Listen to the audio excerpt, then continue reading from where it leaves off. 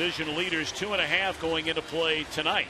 And the Cardinals, by the way, losers earlier today, 5-0 to the Mets. Taco Bell starting lineup. Sometimes you gotta live Moss.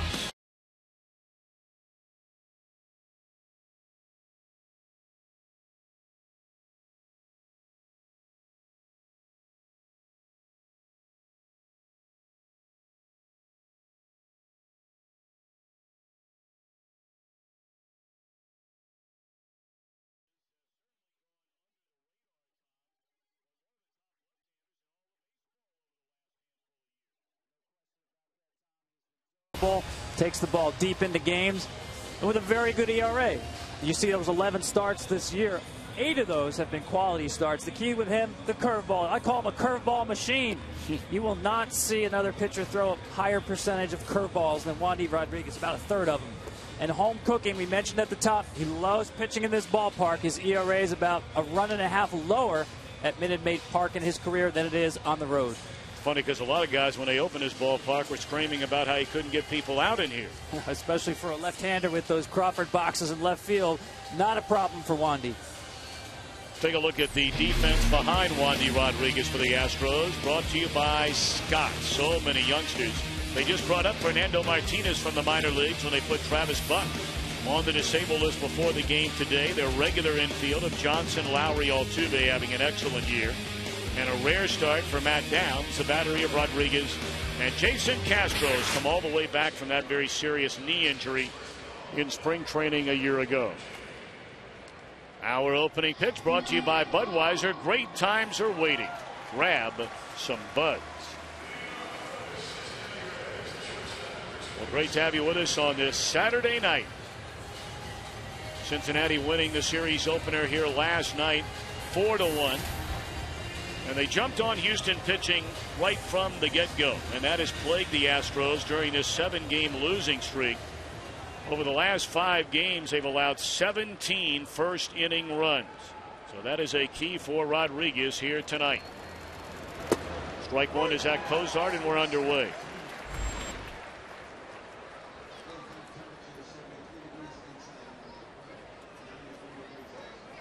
Playing from behind early and often. Cincinnati saw a lot of that last year. They've been extremely stingy in the first inning against the opposition this year.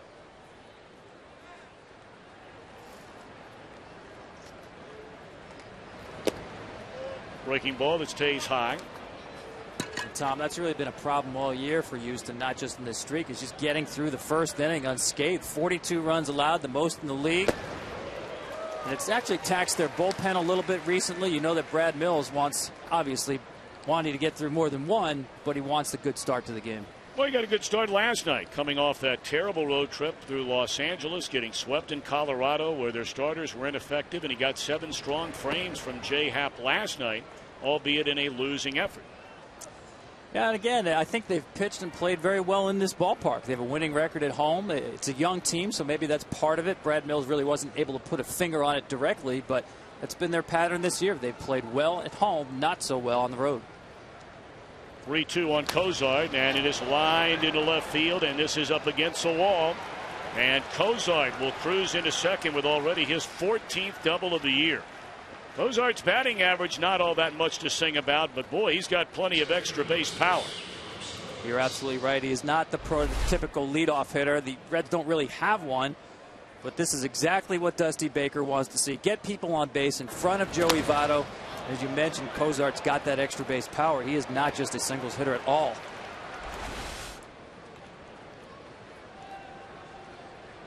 So now Drew Stubbs, a batter, played collegiately at the University of Texas, a #1 pick by the Reds. And off to a slow start after a very disappointing 2011 year. There's strike one as he shows bunt. Well, I like this play here too, Tom. A guy with Stubbs, as you know, with his speed, why not put a ball down? You might be able to beat it out. Worst case scenario, you get the runner to third with less than 2 outs. So I wouldn't give myself up totally here. But playing for a bunt, base hit / sack is a good play. Fouls it away, and now he's behind 0-2. But you do have to get the ball down. And we know he can do it. He's been able to do that actually from the start of the season. First at bat of the season, wanted to put the bunt down. He's as fast as there is out of the right-hand batter's box. Well, we have seen Dusty Baker many times ask a batter to still put down a bunt with 2 strikes in it at bat. The Astros think there's a chance. He takes a breaking ball with no sign of a bunt. 1 ball, 2 strikes.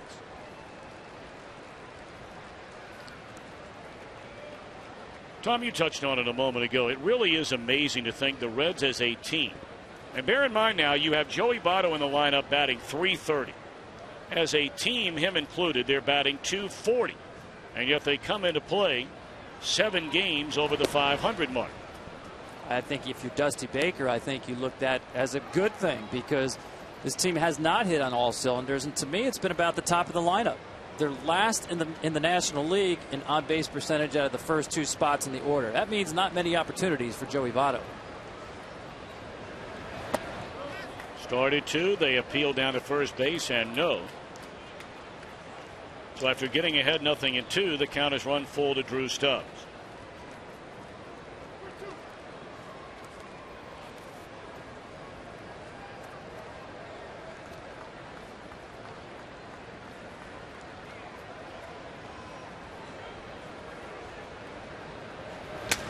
Broken bat, base hit down the left field line. This will score Cozart.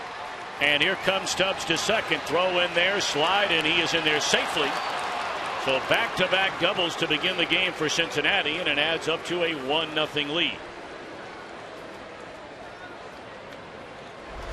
What a great job by Stubbs here, busting it out of the box from the very first step on what looked like a routine single to left field. He's thinking too at his speed here. He turns that corner, and he's going to take the chance even with nobody out.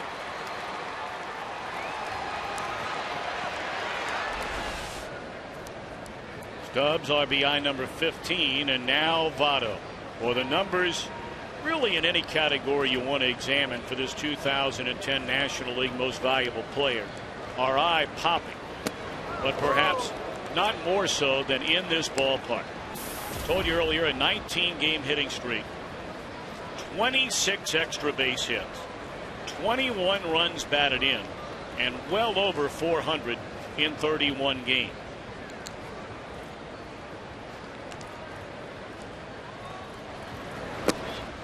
2-0. Just remarkable. I mean, you talk about a .700 slugging percentage in this ballpark. Listen, Joey Votto can hit anywhere. We all know that. He's actually had some success against Wandy Rodriguez. He's the only lefty in the lineup today. Jay Bruce getting the day off because the numbers just don't work for him against Wandy Rodriguez. 3-0.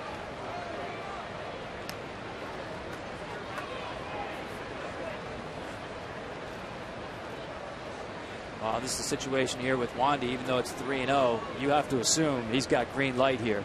You've got the base open to work with. I know there's nobody out, and you're already running the risk of a big inning, but you run the risk of the ball being lost if you just give in here at 3-0. Votto does take a hack, 3-0, and fouls it back out of play.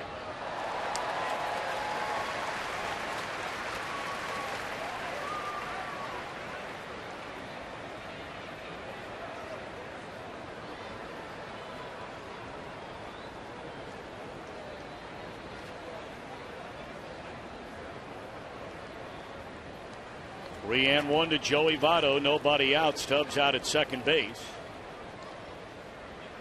Reds already after 2 batters in front, 1-0.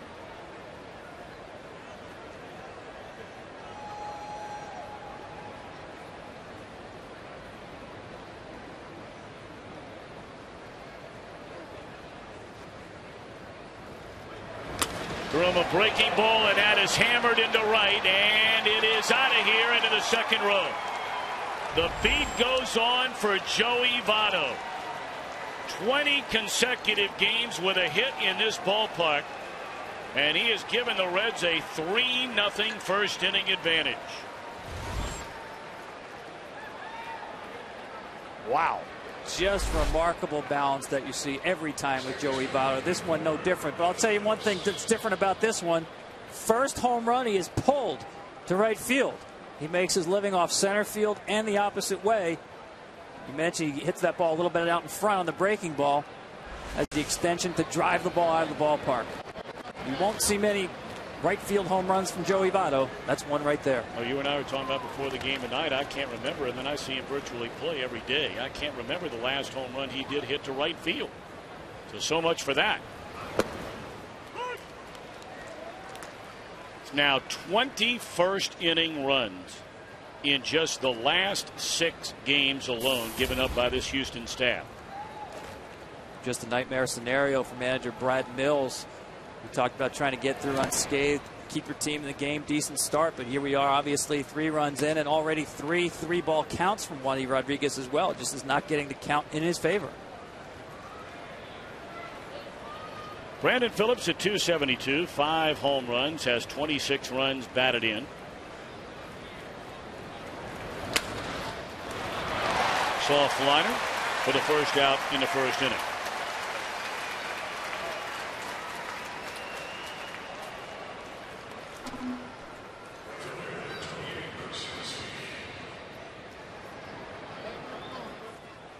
Take a look at the judiciary tonight. Jim Reynolds calling the balls and strikes.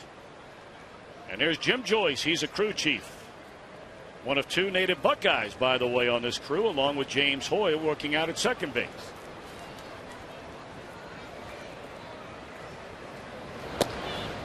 Strike 1 to Chris Heisey. Heisey, a former Reds minor league player of the year. In a little more than part-time duty, hit 18 home runs for the Reds last season. Just hit his first this week of this 2012 year. He's been sharing time out there with Ryan Ludwig, although both in the lineup tonight. And we talked to Dusty Baker about his power. That he can hit the ball as hard as anybody in this lineup when he's right. Well, that's good morning, good afternoon, and good night on 3 pitches to Heisey.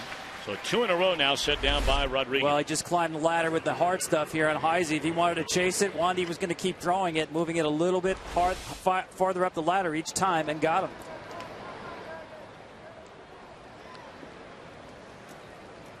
So here's Ludwig, the longtime Cardinal. Split time last year between the Padres and the Pirates, and the Reds brought him in. Of course, the Reds general manager, Walt Jocketty, was a man who gave Ryan Ludwig a chance in St. Louis. It paid big dividends, and they're hoping that some of his numbers this year will start to go in the right direction. He does have 20 home runs batted in, but only a .209 batter.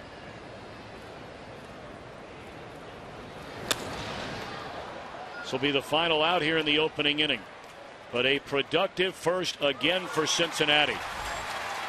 It started with Zach Kozart, a 2-base hit. Drew Stubbs, the same, and Votto plays long ball.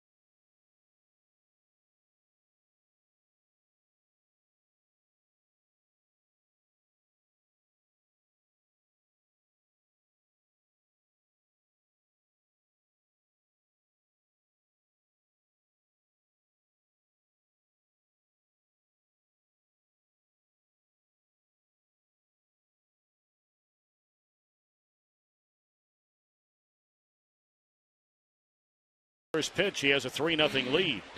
Astros lineup presented by Taco Bell. Sometimes you gotta live Moss. Jordan Schaefer, Jose Altuve, and Jed Lowry to start it. J.D. Martinez, Chris Johnson. Well, Fernando Martinez is brought up from the minor league. Matt Downs, Jason Castro, Wandy Rodriguez. Matt Latos, one of a number of key acquisitions for the Reds during the offseason. They gave up a pile of players to get him. And so far, a very poor April. He's been much better since the turn into May.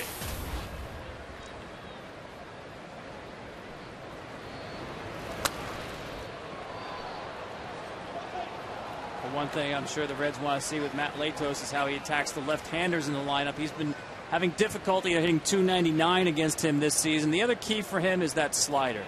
When he's got that good slider, that's when he's going to run up some big strikeout games. When he doesn't, as we saw in his last start, it can leave the yard. He gave up 5 home runs in his last start, 3 of them on sliders. That last start was one of the really most historic outings that there has been in recent memory in Major League Baseball. He became the first Red, the 11th Major League pitcher ever, to allow 5 home runs in a game, still get the win. But more interesting was the fact that those were the only 5 base runners against Latos during the entire game. No walks, no errors, no hit batsmen, never once threw a pitch out of the stretch the entire game. Remarkable. First Reds pitcher to ever to have a line like that, the 11th that you mentioned of all time.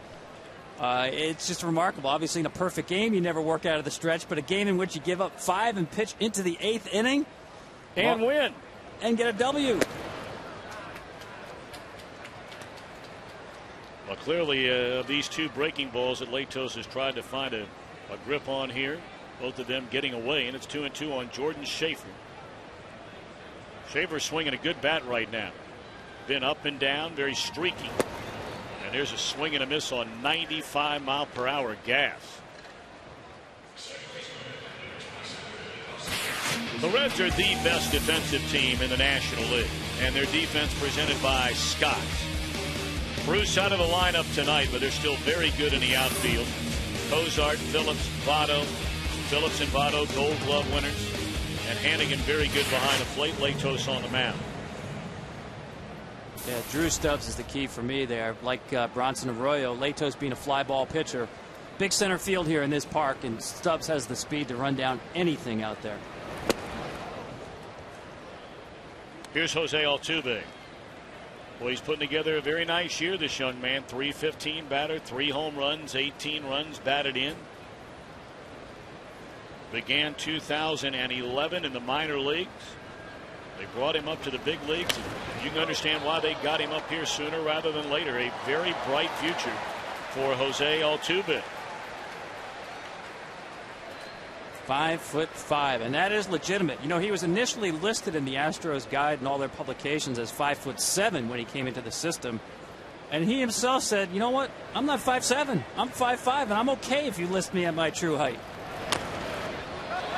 Going to be a tough play here for Frazier on the run. Throws. Votto snatches it out of there, but Altuve legs it out for an infield hit.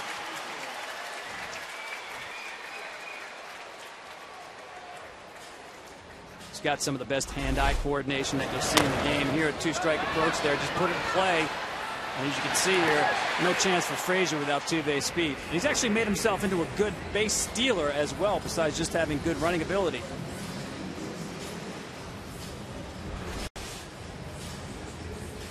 And I think with Latos, that's something you have to keep an eye on. Does not keep runners close. Base stealers have 10 steals and 11 shots. Something to keep an eye on for Houston. I know you're down 3 runs. You don't want to take too many chances, but it is part of their game. Well, now the shortstop in his first year as an Astro came over during the offseason, Jed Lowry. Lowry 8 home runs, 21 runs batted in. He's certainly not going to be a 3-hitter during his entire career, but they, since dropping down J.D. Martinez from a 3-hole to the 7-hole, batting cleanup tonight. But Lowry stepped in there and done an adequate job. Yeah, important to remember, too, no Carlos Lee tonight. Tweaked the hamstring in last night's game. The Astros aren't sure how long he'll be out, but don't think he's available at all today.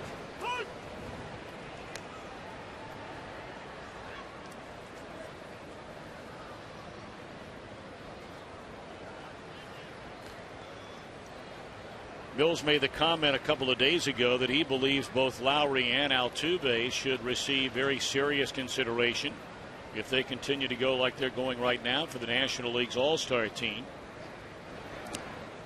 I think Altuve is going to get a pile of consideration. You and I were talking about that before the game. Totally. There's no question about that. He should get a lot of support. Deserves to go at this point. And I think that's a good point you make. When you talk about middle infielders for a team that's rebuilding, who are in their 20s and are under the team's control now for a long period of time, it sort of takes me back to Texas when they got their middle infield settled with Kinsler and Elvis Andrus and have them play together year after year. 1-2 to Lowry. If you can establish stability up the middle of the field, especially that double play combination, that's got a long way to go towards rebuilding a team.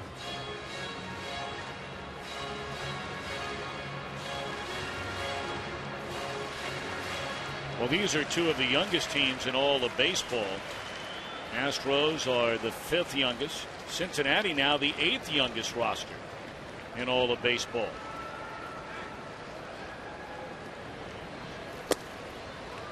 In fact, you take a look at this Cincinnati starting rotation.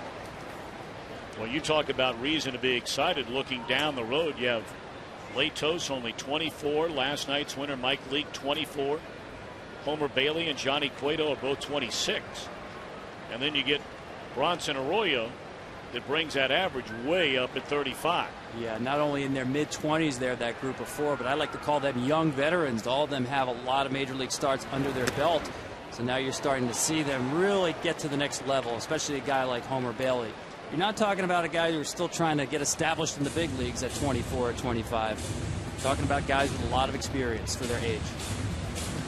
By the way, Homer Bailey will be joining us from the Cincinnati dugout in the 3rd inning tonight, as will Jeffrey Luhnow, first-year general manager of the Astros, and we'll ask him about having the #1 pick in the upcoming Major League Baseball draft on Monday. Altuve certainly off with a pitch. 3-2 to Lowry. And there he goes. And it is launched into right field down the line. A 2-run home run for Lowry.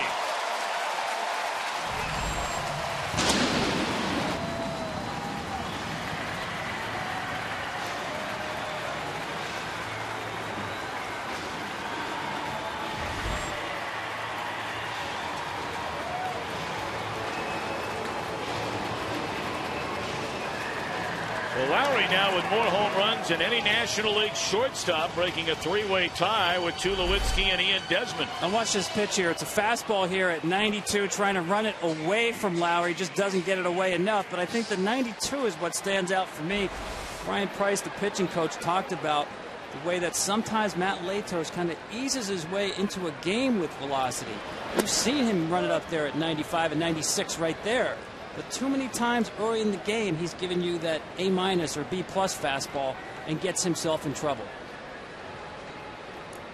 So the Reds with 3 runs in the top of the inning. The Astros with a pair and still batting here in the bottom of the inning. That one was hammered off the left foot of J.D. Martinez.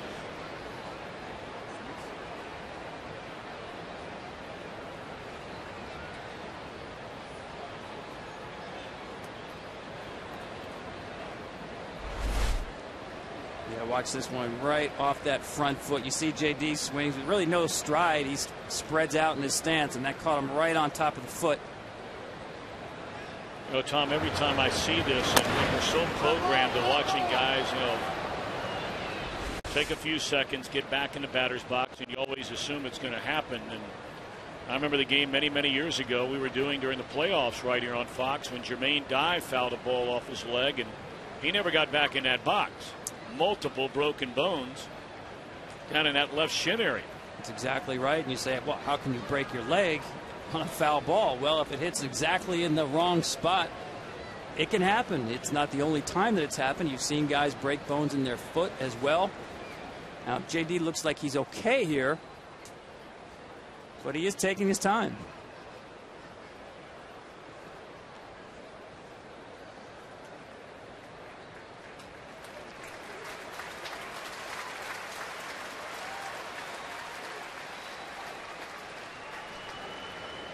Well, he lets his manager know that he's okay. He's going to get back in there. He's down 0 and 1 ball and 1 strike in the count to J.D. Martinez.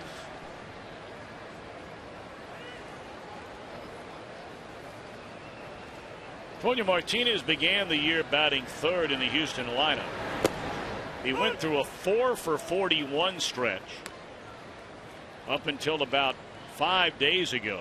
And they dropped him all the way down into the 7th spot. But with Carlos Lee after that injury in the series opener last night, Martinez bats clean up tonight. Breaking ball, a swing and a miss, strike 3, and 2 are out. And those last 2 sliders, that's what I'm talking about with Matt Latos. When he's going to run up a big strikeout game, it's when he's got that good downward action on that slider at 85 miles an hour. You see Martinez just way out in front of that pitch. The late break just really fools him, but the location is what made the pitch as well.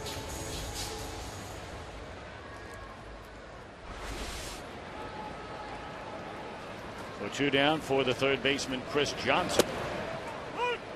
Johnson came up in 2009 for a short while, but got significant play in 2010 and swung the bat very well. He knocked in over 50 runs in a little better than 90 games.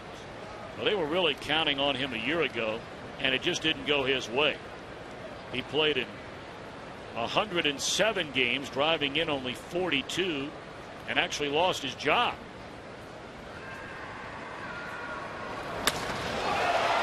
That ball driven into right center field. Stubbs on the run, and it's off the wall. And limping into second base is Johnson. That might have been the flap on his leg that caused that limp. Yeah, he appears to be all right. Here's another fastball from Latos. This one at 93. That's a middle fastball.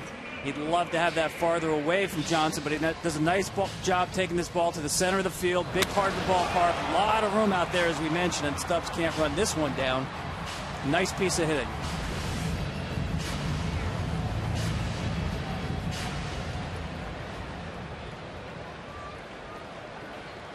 Tying run out there in scoring position for Fernando Martinez.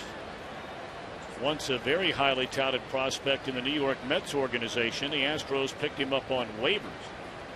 Still only 23 years old. And his first at bat of the year, a ground ball at Phillips, and that'll retire the side. But the Reds get 3 in the top of the inning.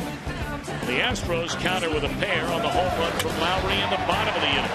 Fox Baseball Night in America, presented by Budweiser.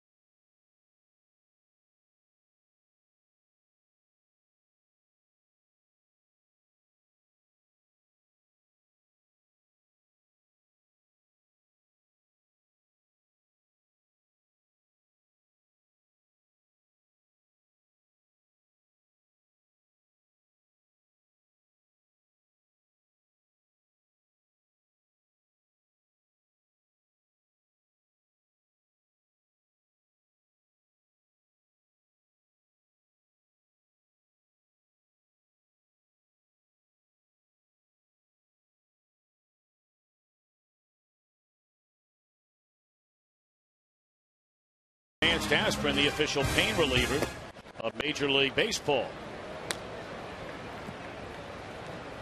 A couple of good pitchers here, but the offense is cranked up against him in the opening inning. And that one is launched into left center field and long out of here off the bat of Todd Frazier.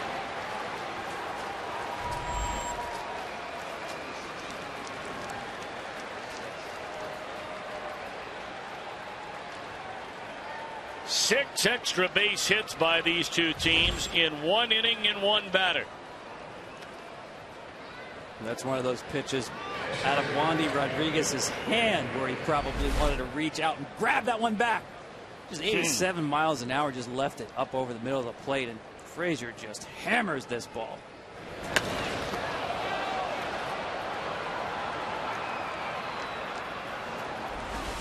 And that's a pattern we've seen so far early, Tom, is that a lot of these pitches from Wandy Rodriguez have been up in the zone.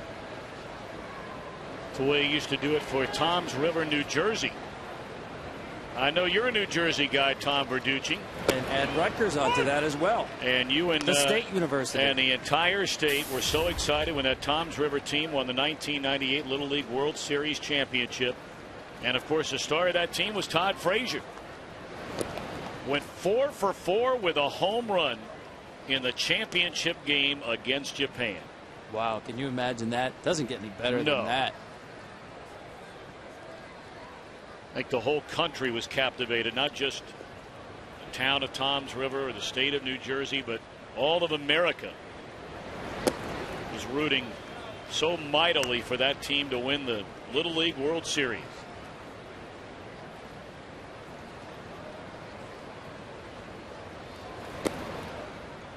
Frazier has an even bigger fan, though, in Pittsburgh, Pennsylvania. You may have read the story earlier this week. Frazier was having lunch with his teammate Ryan Ludwig when all of a sudden they noticed a fella next to him appeared to be choking on some food, and sure enough he was. As Ryan Hannigan looks at ball 4, Frazier, who had never performed the Heimlich maneuver in his life, did so and saved the man's life. All right, our 4 keys to the game tonight. Reds off to a pretty good start, huh? Set the table, get guys on base in front of Joey Votto. Worked out perfectly in that first inning with Cozart and Stubbs both reaching base. For the Astros, well, quality from Wandy. This is not what they had in mind, giving up 4 runs early here. Latos pulls the bat away, and it's a strike. Asked to advance the runner with a bunt here. He has 4 sacrifices so far this year.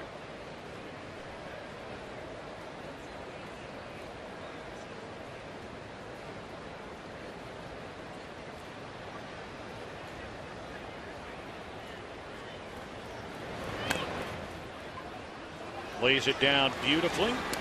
His 5th sacrifice gets Hannigan on to second base. And right now, throw to Greg Amsinger for a DirecTV game break. Greg. Tom, thank you. The Twins jump out early in Cleveland. Joe Mauer with an RBI single. Morneau does the same thing in the corner. 4-1 at the moment. If you call yourself a sports fan, you got to get DirecTV. Call 1-800-DirecTV. Tom Brenneman, Tom Verducci, back to you in Houston. All right, Greg, thank you very much. One of your cohorts over at the MLB Network. Yeah, absolutely. Does a great job. Well, you've got quite a cast of characters over there. The characters is a good word, Tom. Beginning, I say my leadoff hitter in our character lineup is Sean Casey. Oh, yeah. Red. Well, they nearly got the runner at second base, but they didn't. And by the time Altuve throws to first, it's in the dirt, and Cozart reaches safely. Yeah, I'm not sure what Jose is thinking right here. It's obviously not a force play with the runner on second base. He thought maybe a tag was in order to catch him napping there, but right there, no, I don't have a play. Now I'll get it to first. Well, you know what? It's too late. You know, I think the clock in his head just was a little misaligned with the runner's speed, and by the time he looked up for the out at first base, he really had to rush that throw. Didn't make a good one. Down, couldn't pick it. Tough hop there. And now again, a big inning in order. Still no scoring decision on that play as of yet. And now an error has been charged to Altuve. Well, there are 2 on, only 1 out. Reds in front 4-2, and Drew Stubbs looks at a breaking ball low. You know, that's a case where, you know, give the runner a look, but go ahead and just take that out at first base. 2 outs and a runner on third. You're 1 out away from getting out of the inning.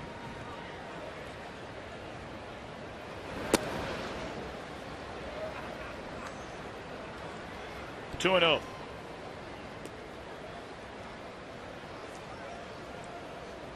And Stubbs has to be thinking he's going to get a pitch to hit right here. With Wandy well behind on the count and Joey Votto sitting on deck. Taking 2 and 0 right down the middle.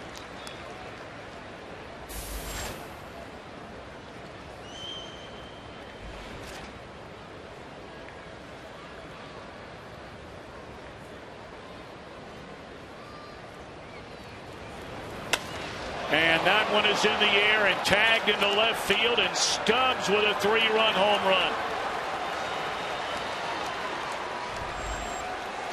Double homer in the first.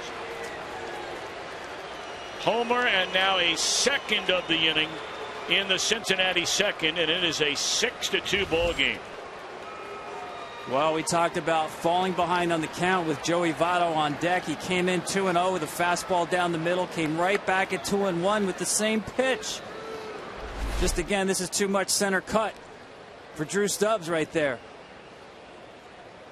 And you know, in that 2 spot, if you're in that 2 spot ahead of Joey Votto, you are going to see fastballs to hit. There's no question about that. It's a matter of taking advantage of those pitches and situations, and Stubbs does it right there.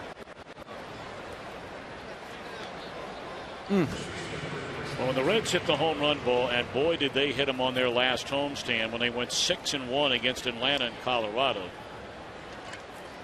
They tend to win games when they get home runs. There are times, though, where that note is a little bit misleading. I bring up because, Tom, we were here at the game last night. Reds had a 3-1 lead in the 9th inning. Jay Bruce hits a home run to make it 4-1. They win the game.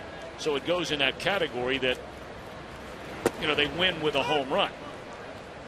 Yeah, where that would have been a win without the 9th inning home run. Absolutely. It gave Aroldis Chapman another run to work with. Not that he needed it, but you're absolutely right. It was a little misleading, but I look at how many games in which they are hitting home runs. It's tough to keep this team in the ballpark. Perhaps a more important or telling statistic is how reliant Cincinnati has been so far this year in terms of a percentage of their runs scored. 41% of their runs scored have come via the home run ball. Listen, the home run ball is great. There's no question about that. But I think what Dusty Baker wants to see is better situational hitting, especially runners in scoring position. Those singles and doubles to extend rallies, extend innings, get guys in from second base with 2 outs. I think they need more of those to really become the offensive team they will be. That one shot in the gap by Votto. He's making a hard turn, and he'll slam on the brakes. So Votto 2 for 2. Well, right now it's time for our Just for Men Auto Stop Foolproof Stat, and they're really jumping on one of the finer left-handers in all of Major League Baseball. I mean, look at this, going back to 2009, including this year. Only Kershaw, Lee, Wilson, and Sabathia with lower ERAs than Wandy Rodriguez.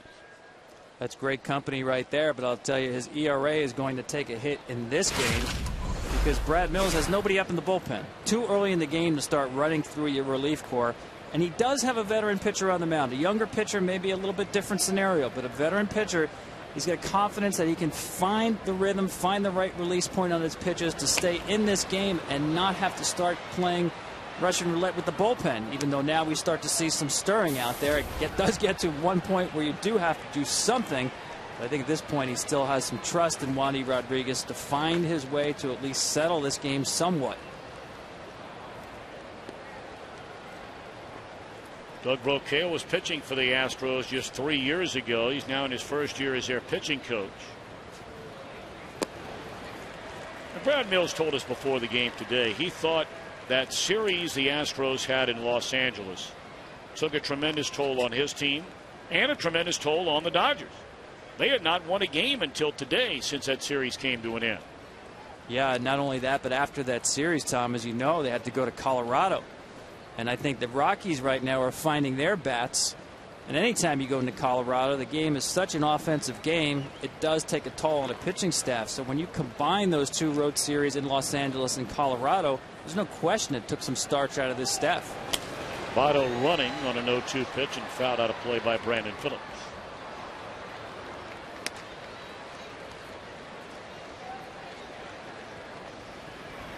Liner Cruz beginning to crank it up in that Houston bullpen. They have 8 members of the bullpen, and they have needed each and every one of them during this 7-game skid. Well, you may see all of them today, because we talked to Brad Mills about the fact that they don't have a long relief pitcher. Most teams don't carry that long guy who can come in, say a spot starter, who can give you 4 or 5 innings. Really, that position doesn't exist in the game anymore, because once that lineup turns around, someone's going to pinch hit. And as you mentioned, with these 7- and 8-man bullpens, you'll have another relief pitcher behind that person. 0-2 again on Phillips. And a slow roller to the left side, and they'll get the out at first base. Votto in the scoring position, and there are 2 out. Astros relievers have pitched in more games than any other National League club so far this year, which of course includes Colorado. And the Rockies have already had 2 9-game homestands this year. Well, you talk about taxing a bullpen. When you're the manager of the Colorado Rockies, you better maneuver very carefully when you're on those long homestands. That's exactly right, and it reminds me of something that Tony La Russa told Jim Leyland when he went to Colorado. When you manage in that ballpark, you really can't start managing until about the 4th or 5th inning. If you start to manage it like a regular game and get your pitcher out early and be quick with a hook, you will run out of pitchers. It's a different ball game there.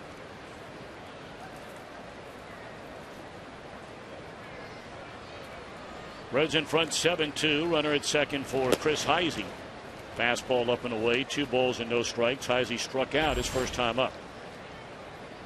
But I also know it's difficult with a young Houston Astros team for Brad Mills. I mean, he had a game this year where he used 5 consecutive relief pitchers for 1 batter each. First time it's ever been done in the major leagues, but he's just trying to match up. Little bleeder in the center that'll fall in a hit, and another Cincinnati run. Heisey a bloop single to make it 8-2 Reds here in the 2nd inning. Yeah, and you can chalk this up to bad luck because the ball wasn't hit especially hard, except for the fact that, again, he missed location with another ball up. Just has not been able to consistently get the ball down. So even though the ball comes off the end of the bat, you'd have to say that location was the mistake there.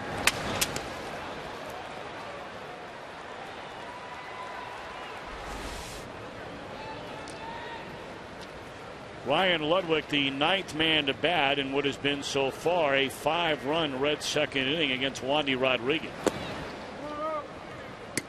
For many Reds fans, they have to be in complete and utter shock that the Reds have 8 runs were in the 2nd inning, and perhaps more accurately that they're doing it against Wandy Rodriguez, who seemingly for the better part of the last 5 years has owned the Reds outside of a start here or there.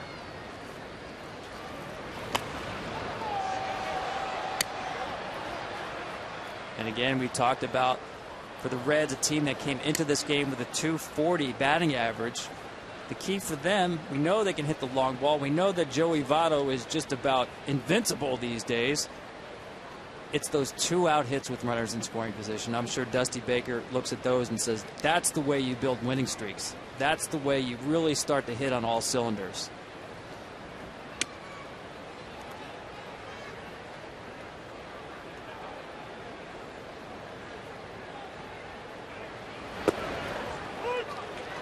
One and 2 to Ludwig.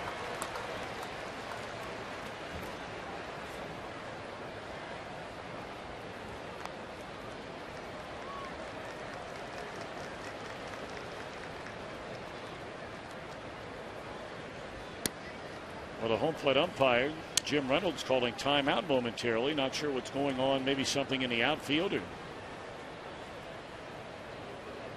something with Wandy Rodriguez. Not quite sure.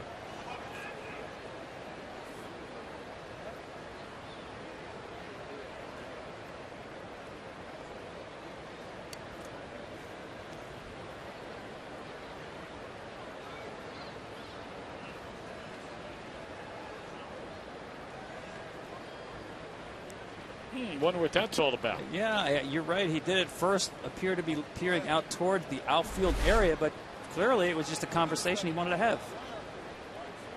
Oh, it's that laser on him right there. See the green around the right elbow? Yeah, that must have been what it was about. He told the umpire about it, or the umpire picked it up.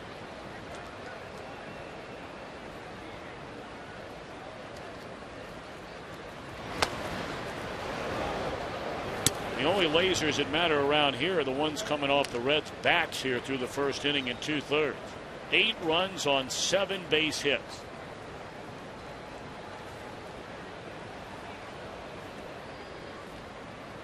Well, it's a beautiful ballpark, isn't it, Tom? It really is. This place is a gorgeous place. They love the climate controlled conditions here, and summer is starting to settle in here in Houston, Texas, with humidity and the heat, but you're always assured of a very comfortable night in here. Ludwig gone swinging. But the Reds flexing their muscles against Wandy Rodriguez. The inning began with a home run from Frazier. Stubbs a 3-run blast, and the Reds lead 8-2.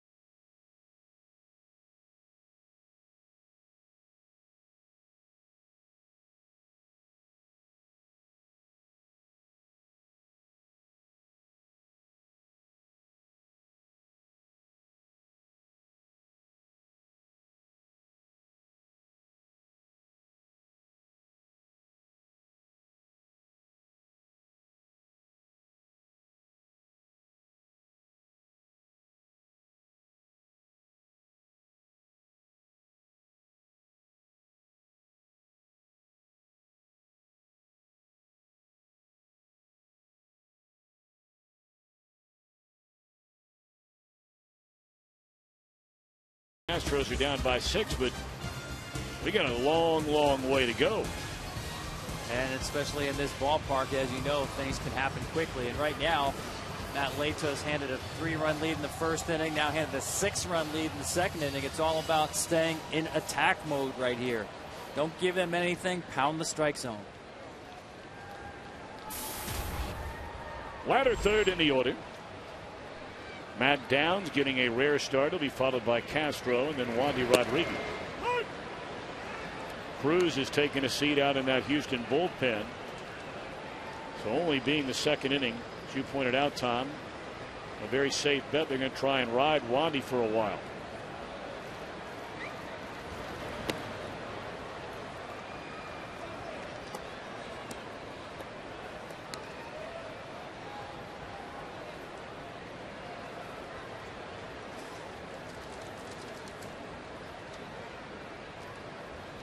Downs had a nice year last year. Hit 10 home runs, knocked in 41 runs in less than 200 at bats. 36th round draft pick. His first 2 years at the University of Alabama was a pitcher, drafted by the Giants. Astros got him on waivers in 2010 and has been one of the better pinch hitters in baseball over the last year and a half. But a check swing and a miss here, and then a strikeout number 3 for Matt Latos. Let's take a peek ahead to next Saturday. Baseball Night in America. Interleague play returns. Many will see Cleveland and St. Louis. That's a good series. Others will see the Mets in the Bronx to take on the Yankees.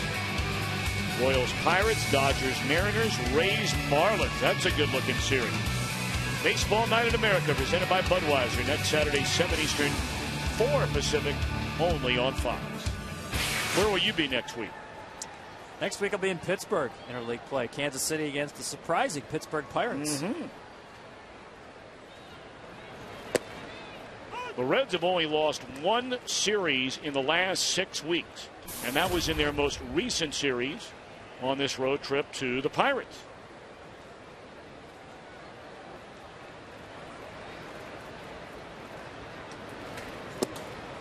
Jason Castro back healthy again. Not playing every day quite yet. He shares time behind the plate with Chris Snyder. But he had that devastating knee injury during spring training 2011 that wiped out his entire regular season.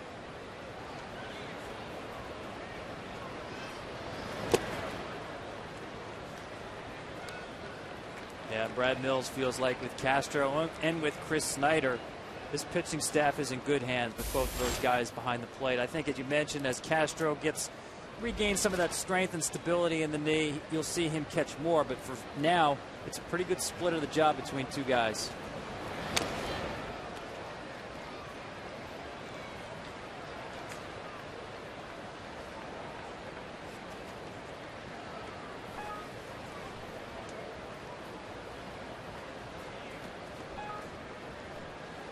Castro getting his 30th start of the year tonight.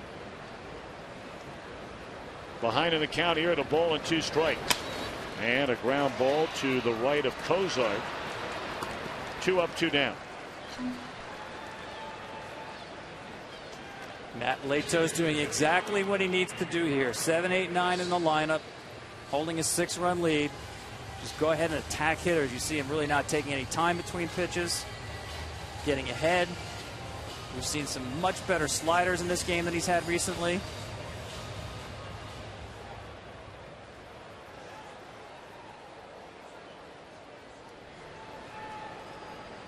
So Wandy will bat with 2 down and nobody on.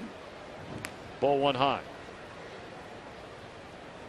Yeah, and this is just a no-brainer for me. You have to let your pitcher in here. Too early to start dipping into your bullpen. 2 outs and nobody on base, especially.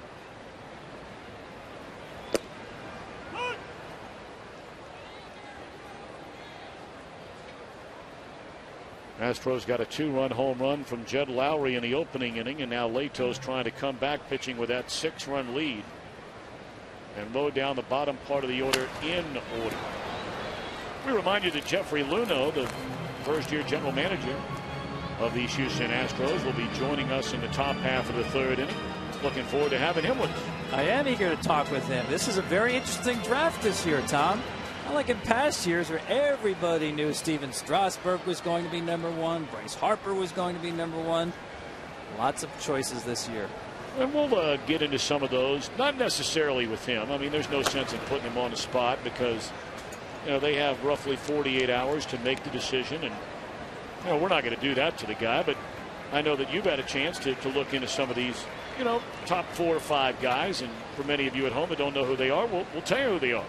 Wait a second. You don't think he's going to spoil the drama and tell us today who he's drafting Monday? With Tom Verducci, he might. With Tom Brenneman, not a chance. You're the only reason we got him on the air. Excited to talk to him, too, about how this is a whole new world in the draft coming up. We'll talk about that, the rules of engagement, if you will, in terms of this first-year player draft. Very different this year. 1-2 on Rodriguez. And that'll do it. 1, 2, 3, 4 Latos. End of 2. Reds 8. Houston 2. We're back after a word from your local Fox station.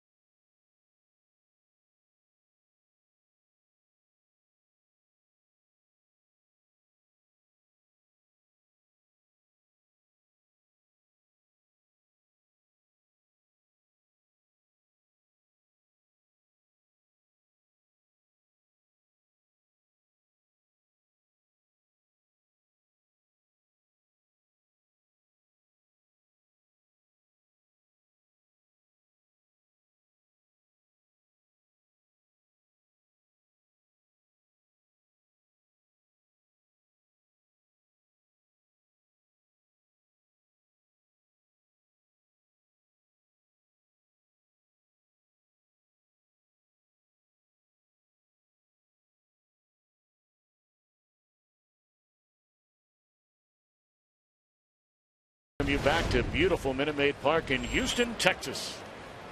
Top half of the third inning, Cincinnati with an 8-2 lead over the Astros, and the Reds batting here in the third. Told you Major League Baseball's draft is coming up on Monday. And these Houston Astros have the very first pick in the draft.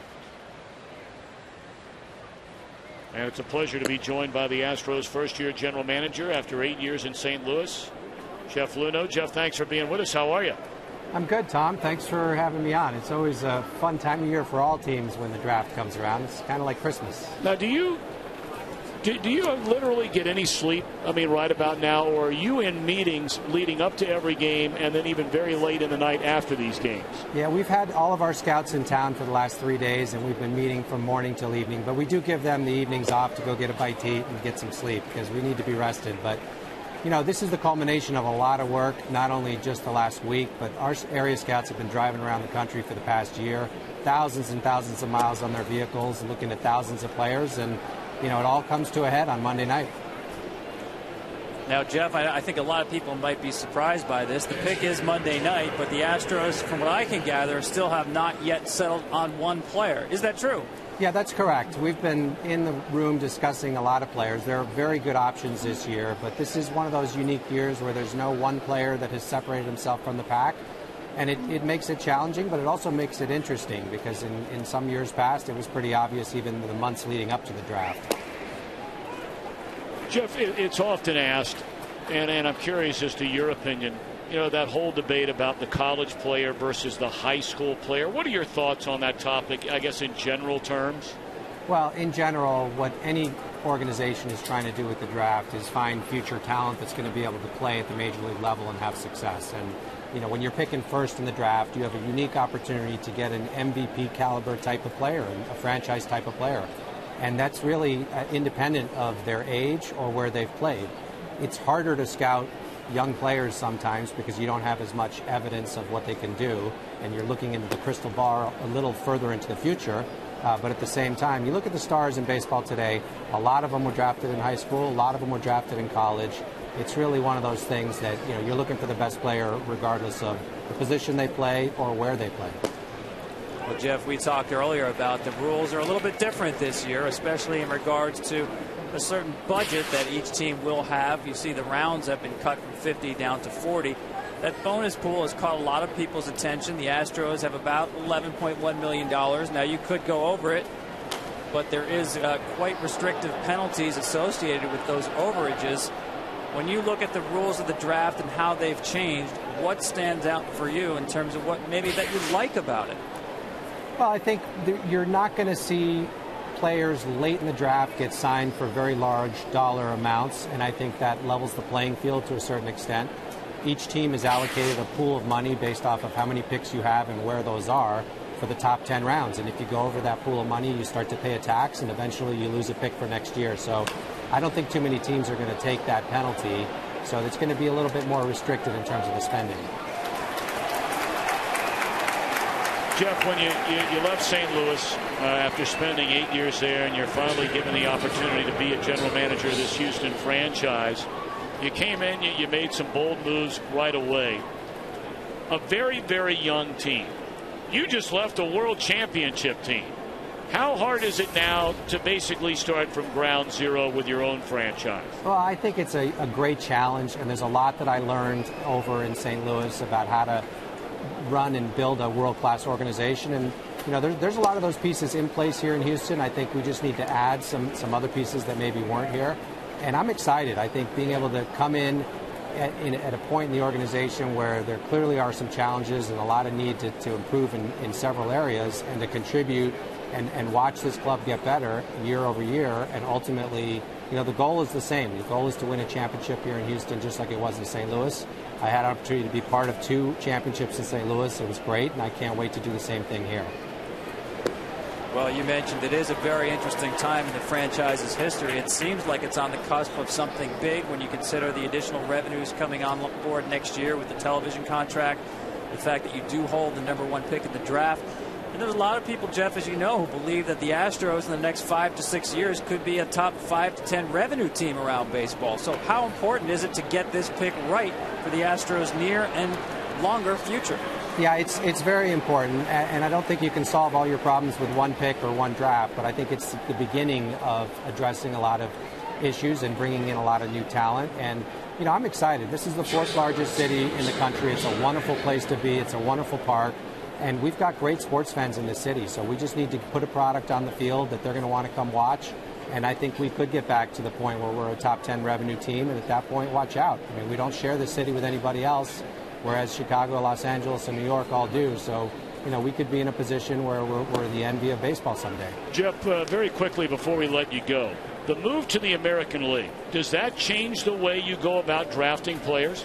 No, it really doesn't, because we're not going to go out and draft a DH. I think in certain respects it gives us a little bit more flexibility. We can take players that are more limited defensively, but we're still going to need to do a lot of the things that you need to do in the National League to be successful. You need good pitching, you need good hitting, and you need guys that can field the ball. And those things apply in both leagues, and it really won't change our draft strategy. All right, Jeff, we'll give you one last chance to go ahead and reveal the first pick in the draft right here on Fox if you so choose.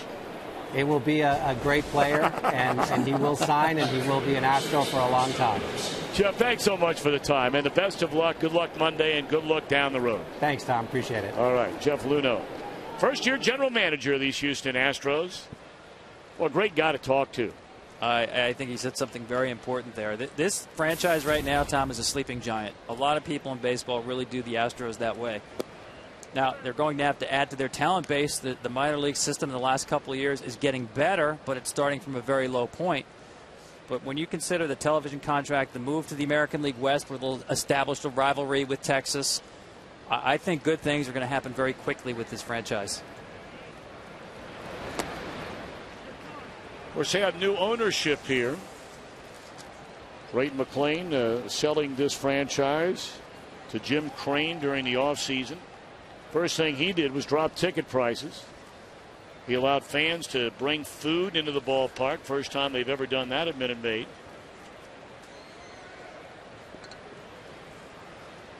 He went out and hired Jeff Luhnow, shook up the coaching staff. That one's in the air.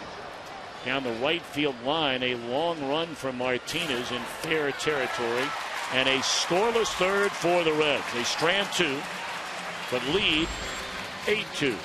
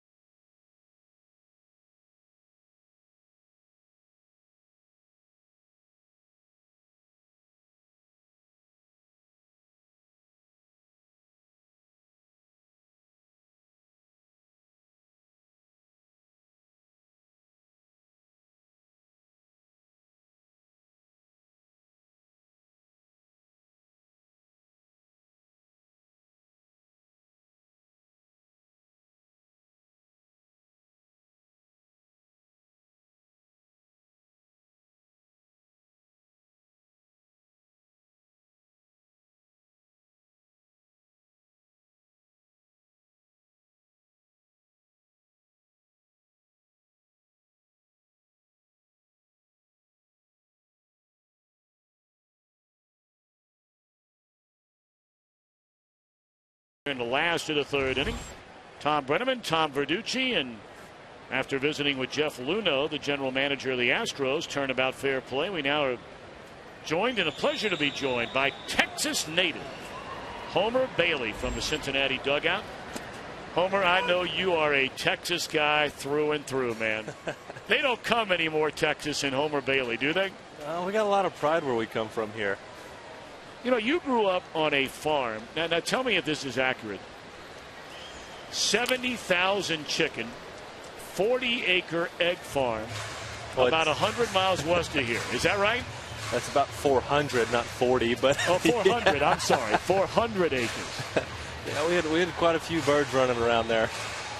I want to know who counted all those chickens. Was that your job? What were you doing? The hardest part was actually thinking of names for all of them. You know, we had a book and we just went every single bird and we named every one of them. They're all girls, so you know it's pretty easy. Now, you know, a lot is made about you know, you being a big hunter and a big fisherman and doing all those kinds of outdoor things, Texas things here in the off season. But in all seriousness, you are a very conservation conscious young man. Absolutely, and I think that's where hunting gets such a bad rep. You know, they see all the bad things that go along with hunting. And, you know, for what we do with the wildlife and all animals in general, I think that gets overlooked by so far. You know, you have different organizations, whether it's Rocky Mountain Elk Federation, whether it's Ducks Unlimited, all the different, you know, organizations that are out there that preserve millions and millions of acres and spend millions and millions of dollars doing great things for the wildlife. And I think that gets overlooked by so much. And Homer, you're just one of several Texas guys in that clubhouse. That must have been a difficult pass list to fill out for this series. I got lucky. Since I'm not throwing here, you know, I didn't have to leave as many tickets, but Jay had to leave, I would guess, somewhere between 50 and 80, and then you've got Drew Stubbs, who left quite a bit. I mean, there's no telling how many free fans got to come in today. There's a broken bat rolled to short, and Cozart can't come up with it cleanly. Homer, you're coming off a complete game effort in Pittsburgh. #1 pick, you know, we got the draft coming up Monday, and all the hype when you're a #1 pick. And you know, you were, in a lot of people's estimation, perhaps brought to the big leagues a little bit early.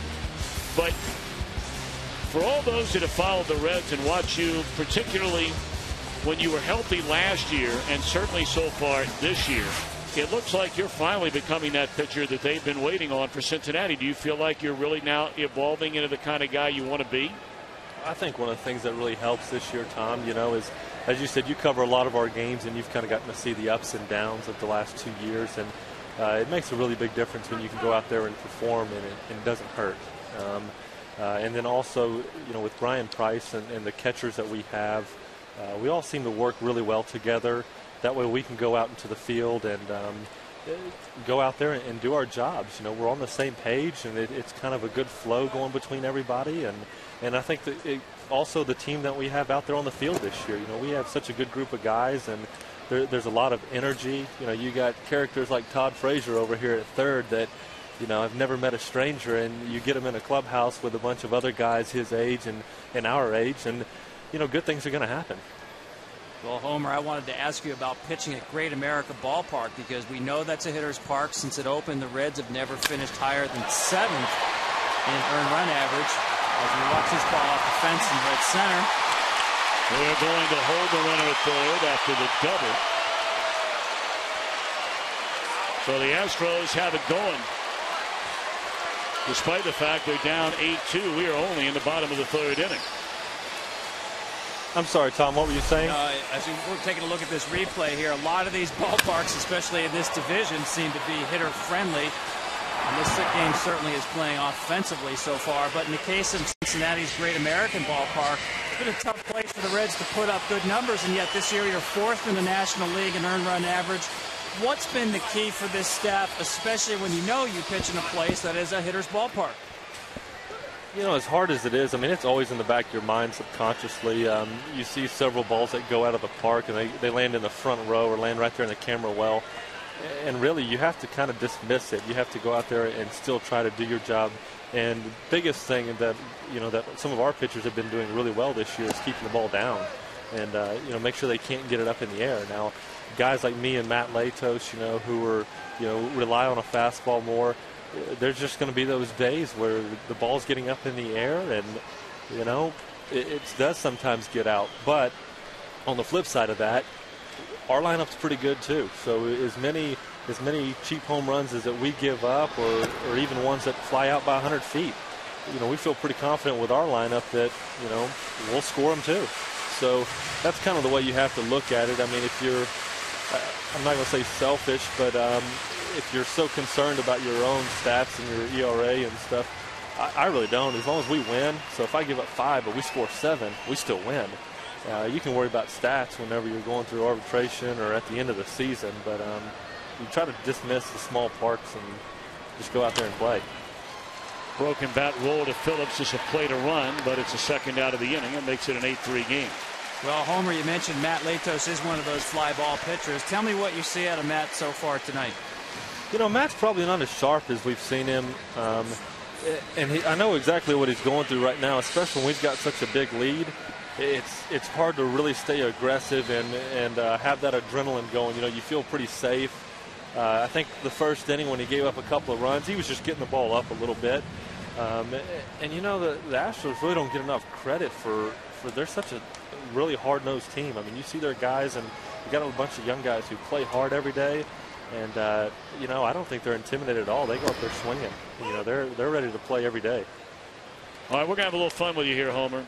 You were a first-round draft pick going back to 2004. Look at some of the other picks here. You got Verlander, you got Phil Humber, and you got Jared Weaver. Now, you know what all those guys have in common? We were all drafted the same year. Not only that, they have all thrown no-hitters this year. So that brings the obvious question to you. How long do we have to wait, for crying out loud, before that's going to happen?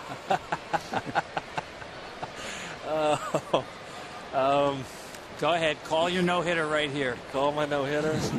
I tell you what, after I do it, then I'll let you know. That's fair enough.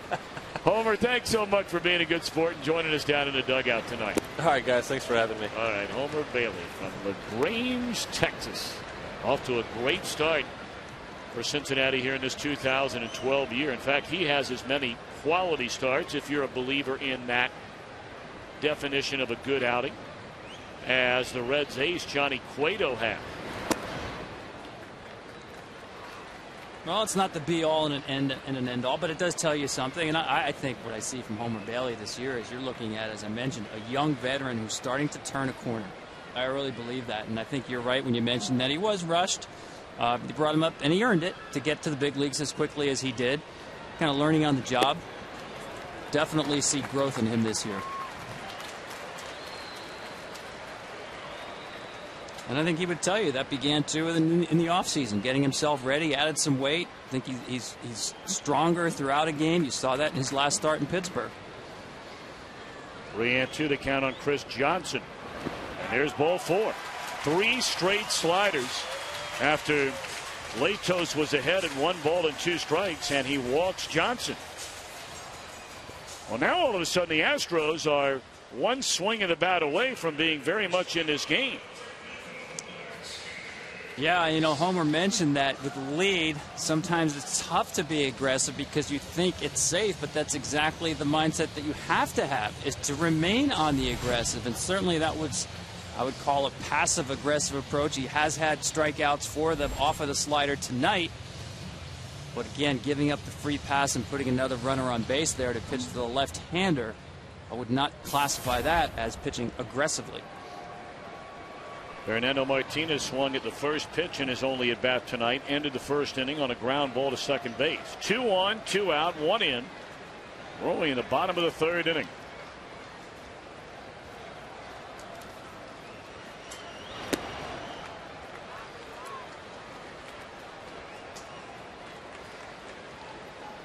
And this from Fernando Martinez, a real interesting story. Signed at age 16 by the Mets, got a huge signing bonus, and really was pegged as a star of their future, a franchise type of player, but really was derailed by lots of injuries, mostly arthritic knees.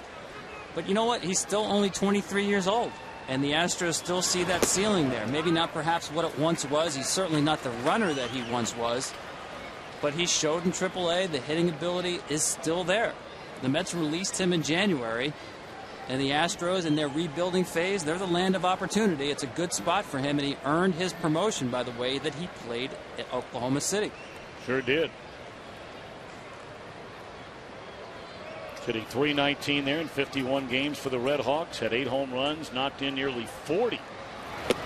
Takes a 2-0 fastball for a strike.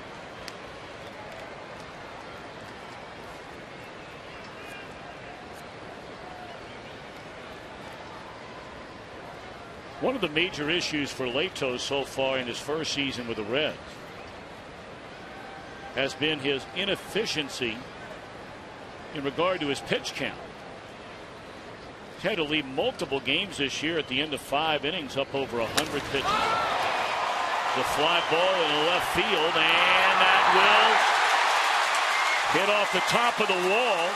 Here comes the throw to the plate, and it's cut off.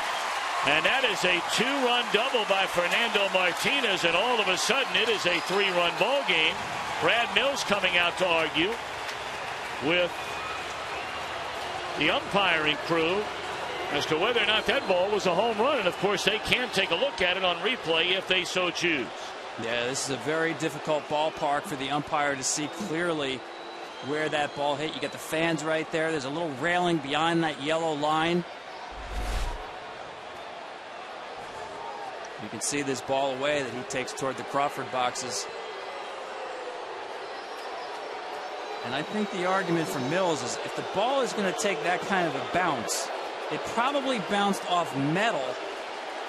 Watch your bottom left corner here. That's a padded top of the fence there, Tom. And generally the ball is not going to carom as high as it did unless it hits that little metal railing on the other side of the padded top of the fence.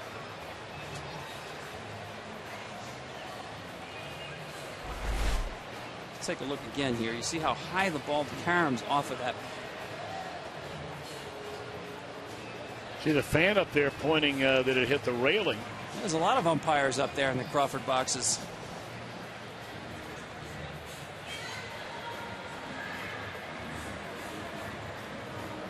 You can see Bobby Meacham, the third base coach. He motioned immediately that he saw that ball out of the ballpark. Well, they are reviewing it on replay.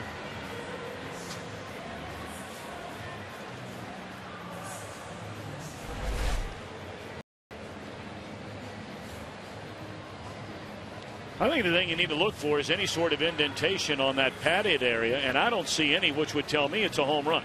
That's a good point. I think between that and the fact that the ball bounces so high, it would appear to me that it hit metal rather than padding to bounce that high. See that metal railing behind it. And you realize this is a perfect case of why we have replay, Tom, because for an umpire to see all of this in real time while you're running out to see the play with fans behind there, it's almost impossible. And I guarantee you 99% of the umpires, they're in favor of the replay system for this very reason. They want help, and they want to make sure that they get these calls exactly right. Well, while we're waiting, I mean, you're so in tune with all the things going on in and around the game of baseball, and as it pertains to maybe some of the rules and some of the things they might be thinking about doing, would you be in favor of more replay in baseball? Well, I'd be in favor in terms of the boundaries. When we're talking about these foul lines, the no-hitter by Johan Santana last night, perfect example where a ball strikes a foul line. There's actually a mark on the chalk, and the ball is ruled foul. You know, that's not really a judgment call, although the umpire saw it foul. But replay in that case, that's a black or white issue, fair or foul. I think we can use replay in that regard. I'm not a big fan of a system where all of a sudden we're throwing beanbags on the field and gamesmanship comes into play. When do I challenge? Do I use it as a tool to maybe buy time to warm up a pitcher? I don't want to see any of that, but I think getting calls right when you're involving boundaries, I think that's a good thing. Well, they're taking a look at it. Don't know if they're going to have enough to make a decision to overturn the call on the field, which was a double, as it turns out, for Martinez to drive in a couple of runs. And I'll tell you another thing I'm in favor of in this situation or expanded replay is to put a fifth umpire in the booth so that the reviewing of the play can be done immediately. We shouldn't be in situations where the umpiring crew has to leave the field, go through tunnels, find the monitor underneath the stand, get the replays, and then come back. I mean, all this can be done or should be done by a fifth umpire. It would be no different than what umpires do already, which is the four of them get together. What did you see? How did you have it? And try to make a correct call. You're just involving a fifth umpire who happens to be upstairs. And he would be part of the rotation where you move from home, third, second, first, and then to the booth upstairs. Which is really exactly what they do in college football and in the NFL. They have a crew sitting upstairs that is able to go back, look at the replay, so the officials on the field are not all having to go back and look at it themselves, although in football they do come under the hood, if you will. But they're getting help from upstairs, especially in the college game. Well, I like that system because in this case you would have real major league umpires, not just a goal judge, so to speak, or a replay official, but a certified, trained major league umpire making calls. And I know it's very important to umpires that all calls that are made on the field are made by umpires. So just put a fifth one upstairs in the booth.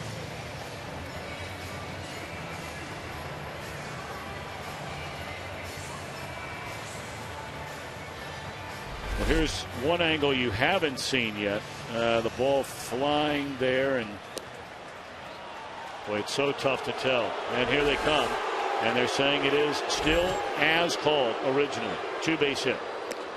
Well, I think they had the same difficulty we had with coming up with 100% certainty that that ball did leave the ballpark. See, Brad Mills isn't buying it. He knows this ballpark very well. He saw the carom, but in fact, if it's not conclusive, you have to stick with the original call. And we saw it did take quite some time for them to look at these replays. Nothing obviously convinced them that that ball left the yard. All of this began after the one-out error by Cozart on the ground ball off the bat of Altuve. Lowry doubled. A ground ball out. Had one on, two outs, and one in. But then Latos walked Chris Johnson to face the left-handed batting Martinez. And he drives in two with a double to make it a three-run game. Now, Dusty Baker is among the quickest hook managers in all of baseball right now, and you can understand why. With a bullpen that he's featuring down there, even without Ryan Madsen, even without Nick Massett, and even without Bill Bray, is the #1 ranked bullpen in the entire league.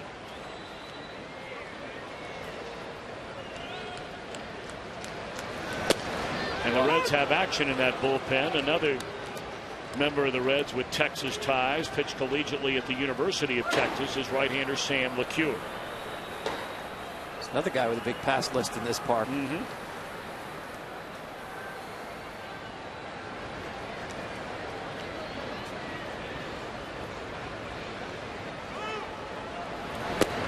Well, one would certainly have to say that so far, and you're only 2 months into a season, but the Latos has certainly been a disappointment for Cincinnati this year.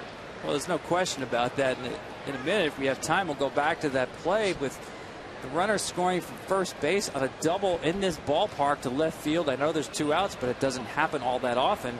Just a strange relay by Cincinnati. Grounded down to third. Frazier with a throw that Votto picks out of the dirt. What a big play that might turn out to be.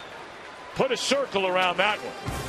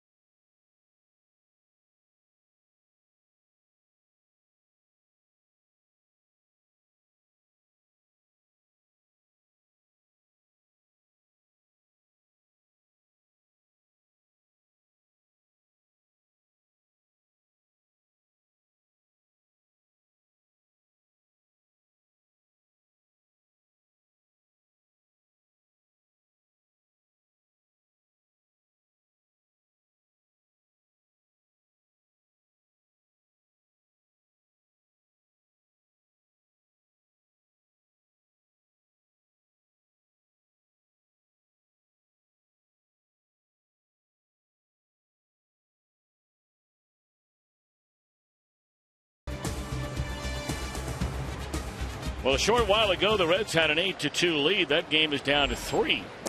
And it's only the top of the 4th inning, and here is Joey Votto. Votto, a 2-run home run, a single. In his first 2 at-bats here tonight, we told you this is his ballpark. And that one is shot by the first baseman Downs into right field. We'll see how they score that.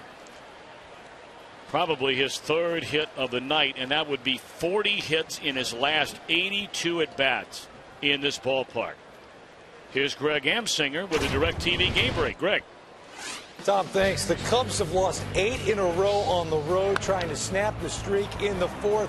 David DeJesus unloads. That's a bomb in that park. 1-0 Cubs at the moment. If you call yourself a sports fan, you got to get DirecTV. Call 1-800-DirecTV. Tom Brenneman, Tom Verducci. Back to you in Houston. Well, you're not lying about a bomb in that ballpark. That is a long way from home.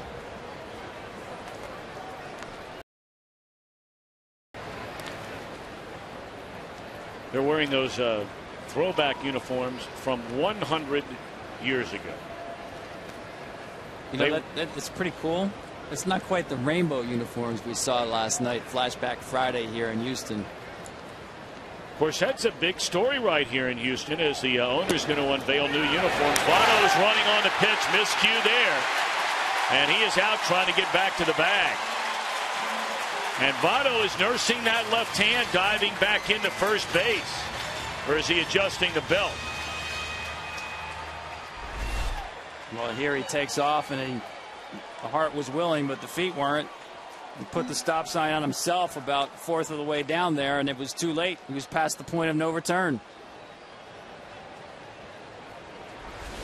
Apparently it was just something with his belt. I think every Cincinnati fan collectively holding their breath there. If there is one guy on one team in baseball that cannot go down to have a chance, it is him for them. I would totally agree with that, Tom. It's a very right-handed dominant lineup. In fact, the Reds have the fewest at-bats by left-handed hitters of any team in the league. But you've got the great equalizer in Joey Votto. And now, listen, this is the year we've seen so many superstar players go on the disabled list. From Mariano Rivera to Roy Halladay to Matt Kemp to Troy Tulowitzki. I can't remember quite a season like this one. Fly ball straight away center. Easy out there for Schaefer. 2 are out.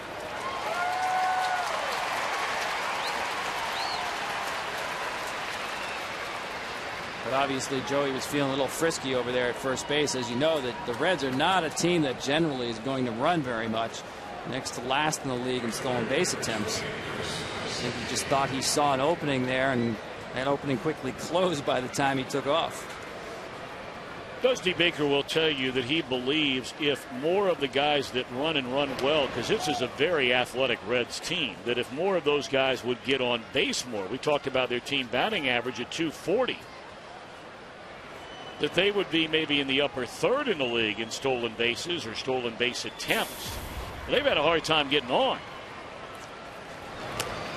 Yeah, again, I'll go back to the top of the lineup, Tom. I hate to beat a dead horse here, but it's been a constant problem here in Cincinnati, really. Since Dusty Baker has been here, he has not had legitimate table setters. Almost every season, last or next to last in on-base percentage from the 1 and 2 spots combined. And there's strike 3 to Heisey. So Wandy Rodriguez, after giving up 8 in the first 2, has shut him out over the last 2. But his team comes to bat, trailing by 3.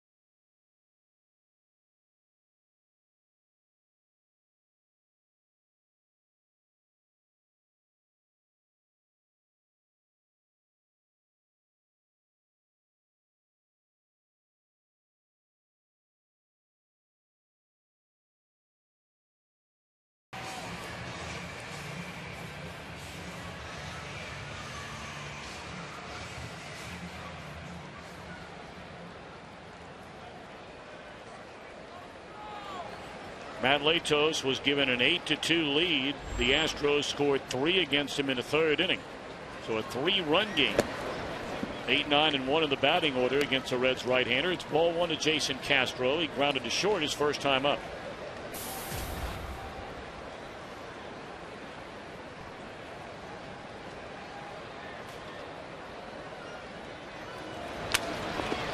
The Reds gave up a pile of players to acquire Latos, who during that 2010 season was so dominant up until the final 4 weeks of the year for San Diego, at just 21 years young. Last year, statistically, outside of the win-loss record, very, very good. The Reds gave up former All-Star right-hander Edinson Volquez and 3 of their top prospects to get it. And there's a base hit off the bat of Castro that is a double to begin the Houston 4th.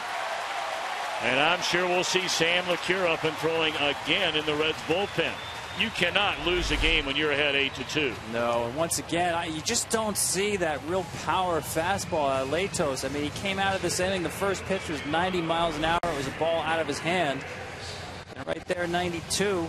Castro does a nice job going the other way, and Rodriguez will stay in the game here in a bunt situation. Yonder Alonso is already paying huge dividends for San Diego. He was a top-ranked position player in the Reds organization, along with a #1 draft pick Yasmani Grandal. There's a perfect bunt that'll advance a runner. 1 out in the inning.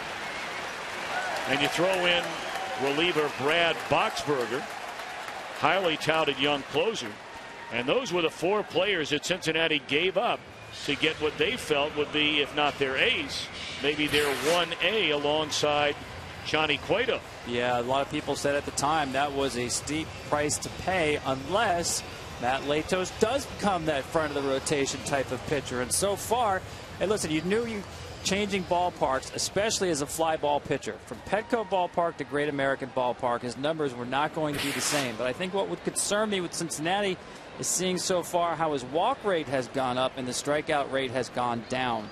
Those would be red flags.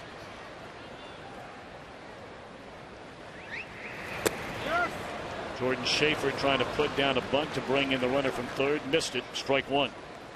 That's not a bad play. I'm sure he was trying to get that ball towards Votto at first base. Frazier's up at 3rd. He knows that's part of Jordan Frazier's game. He's got terrific speed. He does get some base hits. And I think if he was trying to drag that ball towards the right side. Rookie J.J. Hoover getting ready in the Cincinnati bullpen.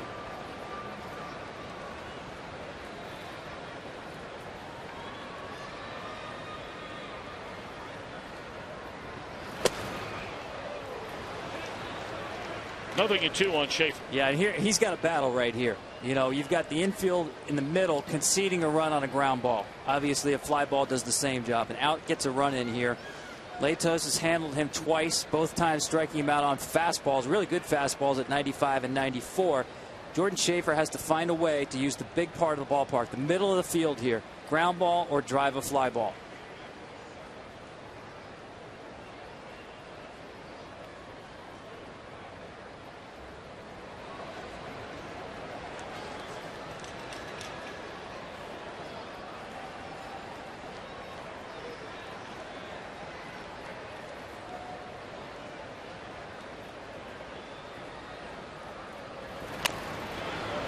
Still 0-2. Yeah, he went back to the breaking ball. I got to believe, though, that his out pitch on Jordan Schaefer right now is a good hard fastball. We've seen him run the ball away and get a call on the outside corner last time. Schaefer looking to drive the ball to the outfield, might chase that fastball up, which I think is a place for Matt Latos to go, as long as, again, dial it up right here. Here's where you have to find your velocity, 95, 96.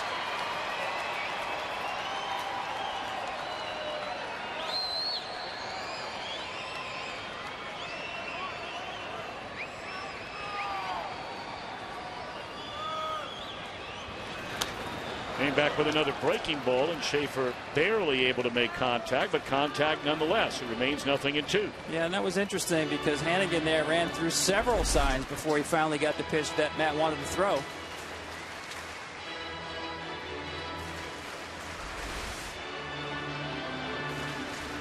Actually, a well-executed breaking ball there, and a good job by Schaefer to get to another pitch.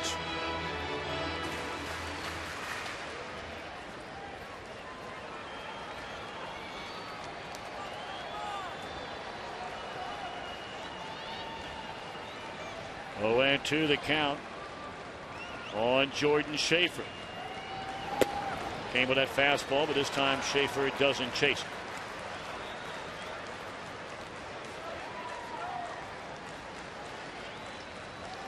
That's the pitch that I had in mind there, and Schaefer showed good discipline staying off that pitch.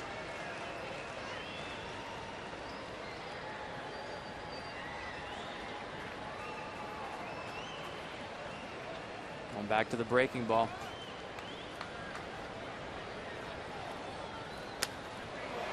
That one hung up there in the middle of the plate, and Schaefer fouls it off to the third base side.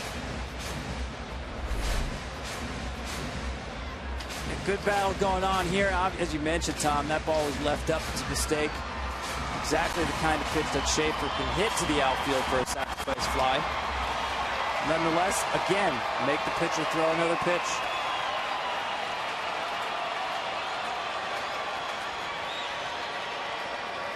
Pitch number 7 in this at bat. It's a 1-ball and 2-strike count. Latos against Schaefer. Runner at third, 1 out. Base hit center field, and it's a 2-run game. And that's all for Latos. Well, he brought up earlier that it's only the second day of the 3rd month of the year. Went back to the breaking ball. This one not as well executed as the one we saw earlier in the count. Middle of the plate, up a bit. Terrific at bat by Jordan Schaefer. So given an 8-2 lead, Latos will leave with a tying run coming to the plate. He is gone after 3 1/3 innings.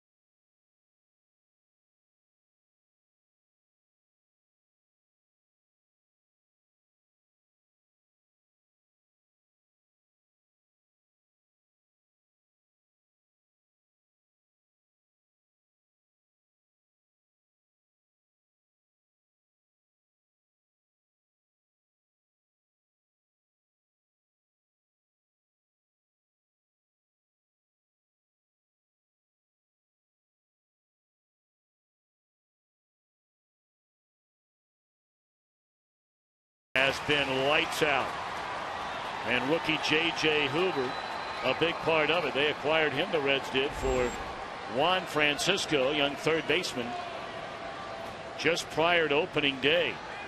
Hoover began the year in the minor leagues, and since being brought up, you saw those numbers. He has been very impressive.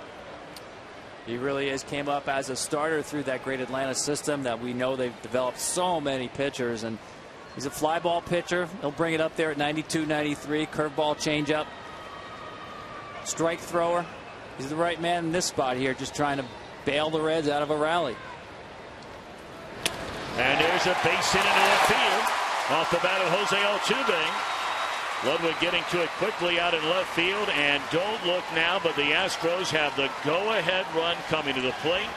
After just 2 innings ago, they were trailing 8-2.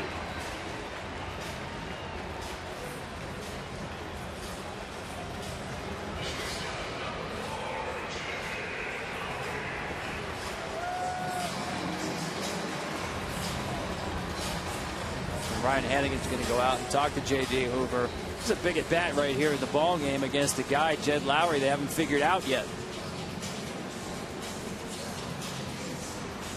Lowry, a 2-run home run to right field his first time up.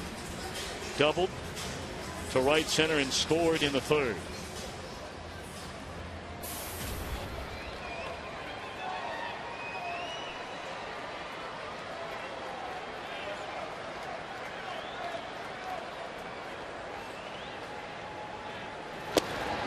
Ball 1. His 9th home run came in the opening inning. Well, we mentioned that makes him the leader in home runs among all National League shortstops. Great pickup, and that really under the radar trade in the offseason in which the Red Sox traded for Mark Melancon. He's trying to work through his troubles in the minor leagues. Breaking ball in there, strike to even the count. Lowry wasn't sure about that pitch. You know, a lot of times when a right-hander is going to throw that curveball to a left-handed batter on the inside part of the plate, it locks up a left-handed hitter. Not used to seeing those breaking balls come in on the inside half of the plate right there. Lowry thought it was too far inside, but some of it was the surprise factor. Down the right field line and bending foul. Not hit as well as it looked like when it first left the bat. That would not have gotten out of the ballpark. No, but he has taken some really good swings on fastballs tonight. Just out in front of that one. See there, Hoover's trying to get the ball inside. Similar to the home run pitch that Latos threw, where the ball just rode over the barrel of the bat.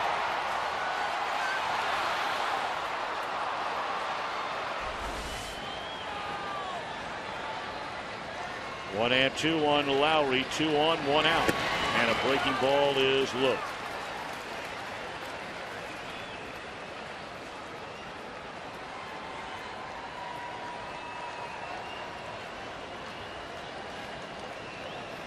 Well, Homer Bailey said it when he joined us in the 3rd inning. This Astro team, they will keep coming at you, and that they have done here tonight. Came with another breaking ball, and it missed. This is another good at bat here. This one by Jed Lowry. Just really good pitch recognition here. Able to keep the hands back just enough when the breaking ball arrives. Make the adjustment right there. Did not swing at that pitch. And you would think that Hoover would come back with a fastball here. Let's see if he goes back inside on Lowry. And will Brad Mills start the runners with 1 out? No, he throws him a breaking ball. It's fouled out of play. Bobby Cox, more than any other manager that I can remember. Tom, maybe you know somebody else over in the American League, but he would run more with guys he felt like were going to put the ball in play with first and second 1 out than any manager I think I've ever seen. Yeah, the only other one comes to mind is Don Zimmer, very aggressive manager. But you're right, that is the exception rather than the rule. 3 and 2 on Lowry. They're coming in again. Hoover a look. Runners go this time, and it's ball 4, and they are loaded up for J.D. Martinez. Well, it's a lot of respect for Jed Lowry and the approach that he has throughout this night on fastballs. Doubling up on the breaking ball at 3 and 2 to give them another runner. Here's the pitch again here. We talked about throwing that breaking ball inside. Hoover obviously tremendous confidence in the breaking ball. Just kind of held that one, ripped it a little too long, and pulled it on the inside part of the plate.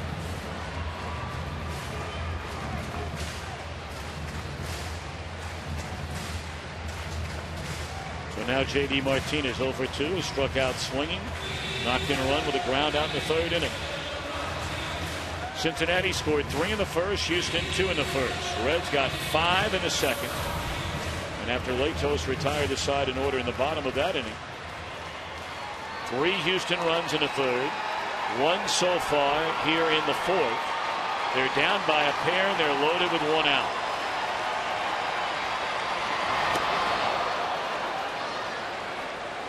You talked earlier, Tom, about Joey Votto's defensive play and how exceptional it is. Part of that is the range that he has. Look how far off of first base that he plays here. Now, J.D. Martinez, he can hit the ball the other way, primarily a pull hitter. But Joey Votto has tremendous range. He knows that he can play that far off the base and still cover the bag when he needs to get there.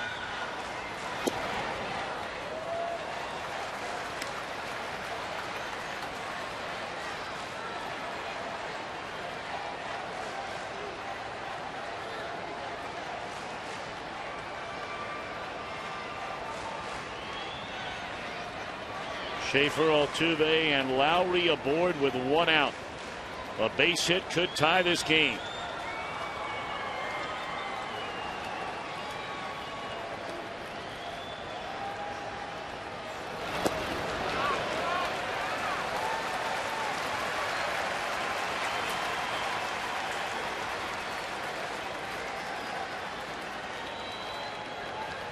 Schaefer knocked in a run with a base hit. Altuve followed with a single. Lowry walked. And now 2 balls and a strike to J.D. Martinez. Out of play.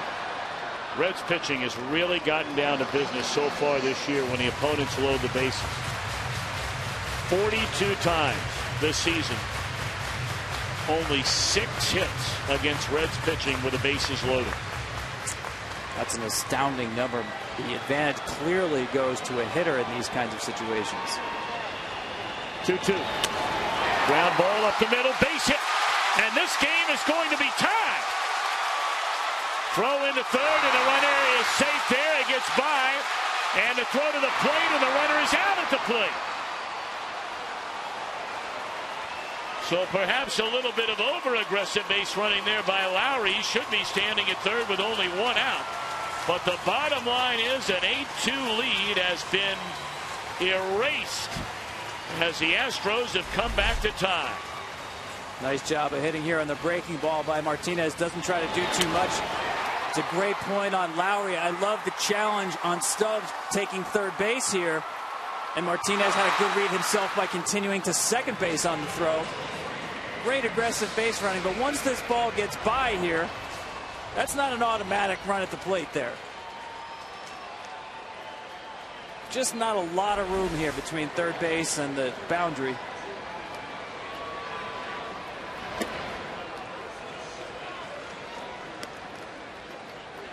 You see how the ball kicked back to Frazier there and actually made for an easy play to get the out at the plate. Otherwise, Lowry stays at 3rd. Obviously, an out could score another run.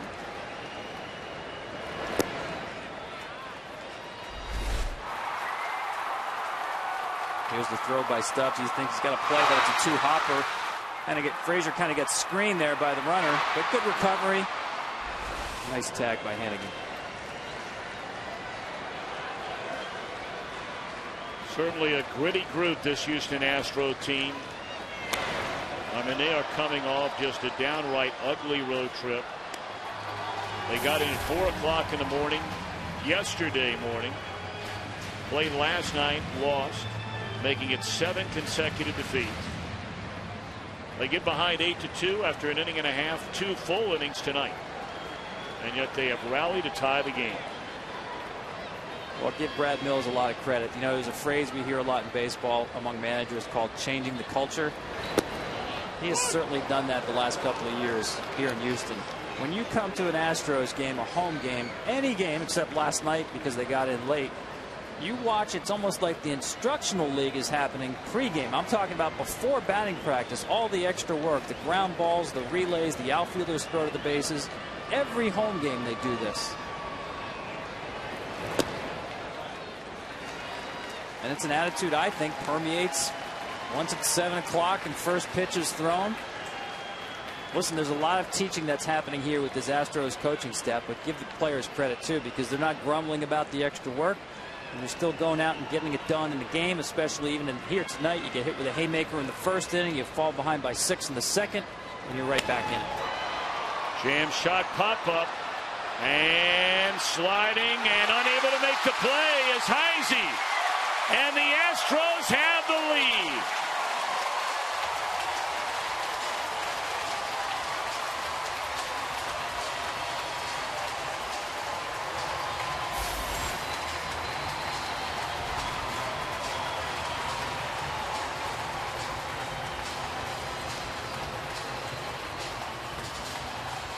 Not sure what happened here, Tom, but off the bat it seems like the ball is up in the air long enough for someone to get this ball.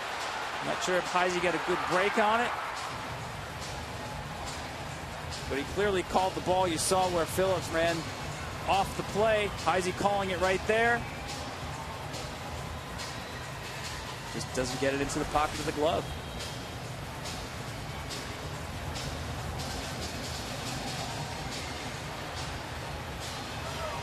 Well, you go all the way back to May the 9th of 2000. Well, you're going back a ways now. In a game against Colorado, that was the last time the Astros came back from down 6 or more to win a game. So we got a long way to go here tonight. But the bottom line is they have come back from 6 down to take the lead.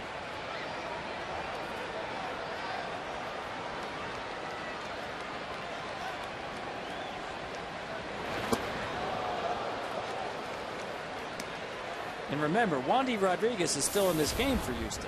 That's your starting pitcher. Brad Mills stuck with him, didn't want to go into the bullpen too early. He's only at 83 pitches. And he seems to have settled down the last couple of innings.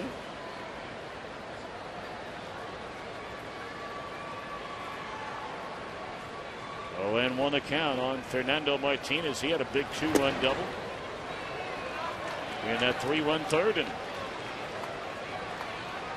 Now, we have not seen a ton of Hoover. First year in the major leagues. But he has thrown more breaking balls in this outing than I have seen him throw in all his other outings combined.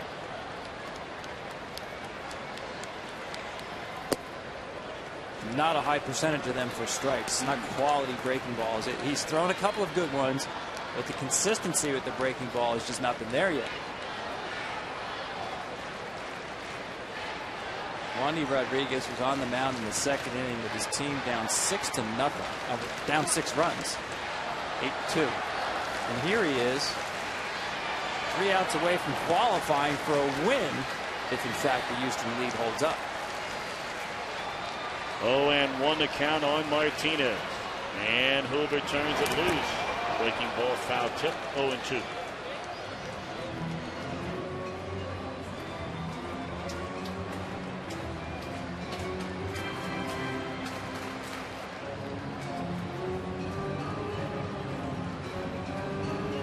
It's been a long time. He's got to loosen up. It's been a long time since he's been on the mound. Well, you're not kidding. But that's a good thing if you're a pitcher. It means your team's been up for a long time.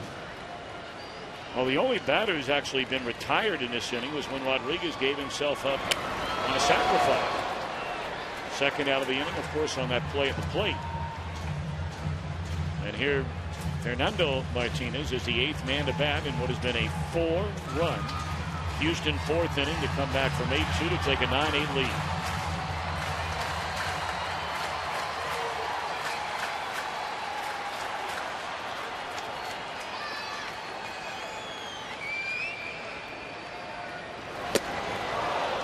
And that'll do it. But they will stand and cheer here at Minute Maid Park, and why not? An 8-2 Reds lead is gone. Heisey and the Reds trail now by a run. You never count your money when you're sitting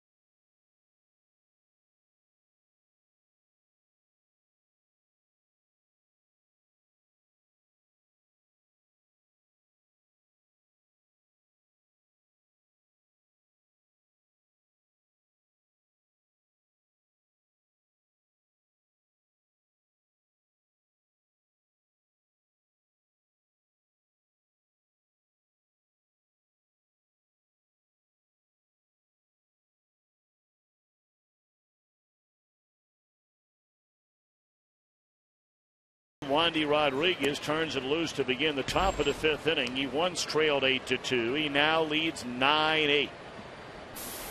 Ryan Ludwig, Todd Frazier, and Ryan Hannigan.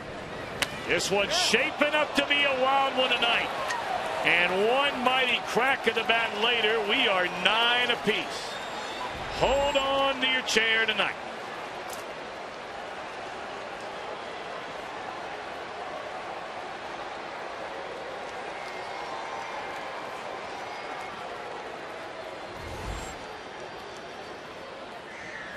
Well, we talked about the series the Houston Astros just had in Colorado where you can't start managing too early. This feels like Colorado. Watch, this ball is absolutely crushed by Ryan Ludwig.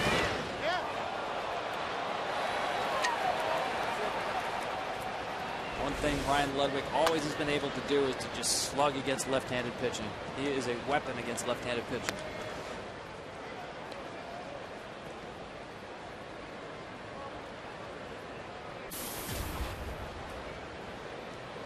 So now Todd Frazier, he is homered tonight. And this one's straight up in the air behind the second base bag. Altuve the call and the catch. It's got to take a pretty good hit to the body if you're the Astros. I mean, all of a sudden you come all the way back from 6 runs down. You take a 1-run lead. Now, granted, we're only in the 5th inning, but I mean, the very first batter in the next inning, and bang, you're tied again.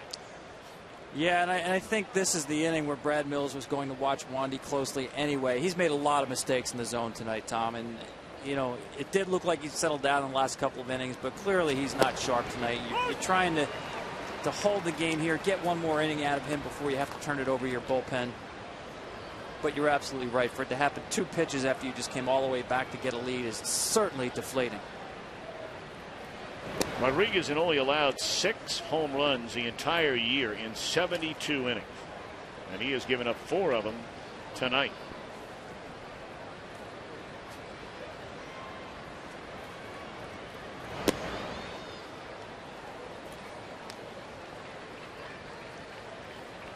Miguel Cairo stands in the on-deck circle. Meanwhile, in the Houston pen, Fernando Rodriguez begins to throw, and there's a strike to Hannigan, who has walked, scored, and fly to right field.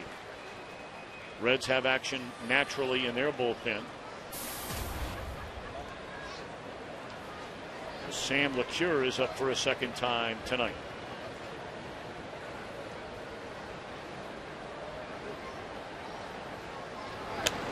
Well, this is what we talked about in the National League, how that long man really doesn't exist anymore. Dusty Baker has Miguel Cairo on deck to hit in the pitcher's spot. The managers just aren't going to forfeit that at bat. There's enough people in bullpens these days to start matching up and get that line moving. Liner in the right caught. 2 away in the inning. Chevrolet is helping to build the next generation of diamonds and dreams. And here's our own Ken Rosenthal to tell you more about it. As part of Chevrolet's Diamonds and Dreams Youth Field Makeover program, Chevrolet employees recently started a field makeover right in their own backyard at Jane Field in the city of Detroit. The Jane Field project is just one of the many field makeovers Chevy has completed since 2010. Enter your community for a youth field makeover at ChevyBaseball.com. Miguel Cairo recently came off the disabled list just over a month. First pitch swinging. Nice play down to third by Frazier. Now a throw to make, and he makes it. Good play. But a wild one tonight at Minute Maid Park. Ryan Ludwig's home run ties this game after 4.5 at 9.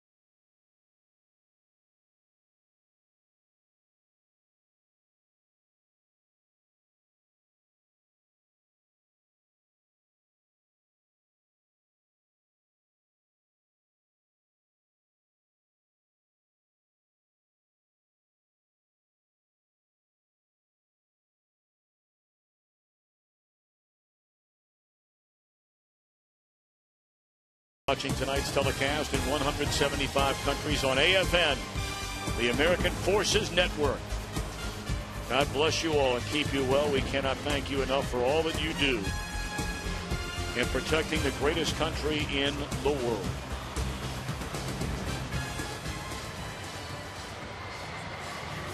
Missouri native, pitched collegiately at the University of Texas, is right-hander Sam LeCure. If there is a long man in this Reds bullpen, he would be the closest thing to it.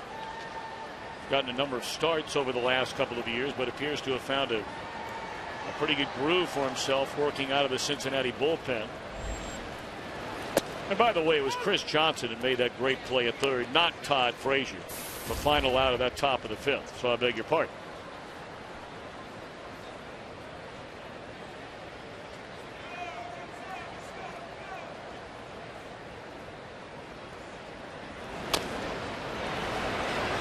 Well, now it's a matter of which bullpen is going to be able to get the job done. Just because the Reds bullpen is a #1 ranked bullpen in the National League doesn't mean it's going to be that way every night.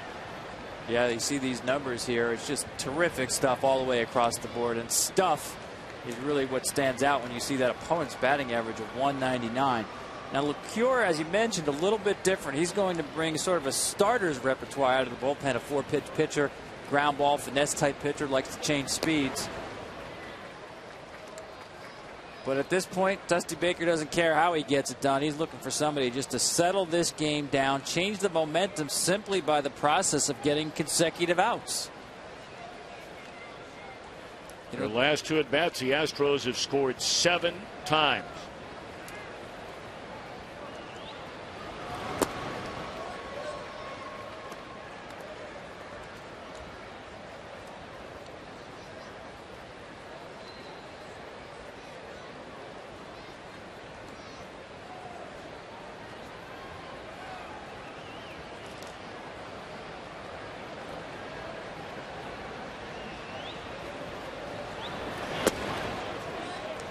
A little bit low, 3 balls and 2 strikes on downs. He'll be followed by Castro, and then certainly a pinch hitter for Wandy Rodriguez. No, I guess you say certainly, and who knows? You're reading my mind. Nothing for certain in a game like this, right? These are the kind of games, as a manager, they don't come with an instructional manual for these kind of games. No, they do not. You know, games tend to take on a certain personality as you get through the early innings and middle innings. And as I said, Dusty Baker or even Brad Mills looking for somebody just to change the personality of this game to get some stability. And right now, LeCure is his man out there looking to get some ground ball outs. Well, we've had 9 half innings so far in this game. There have been runs scored in 6 of those 9. And a base hit into left center by Downs will begin the bottom of the 5th.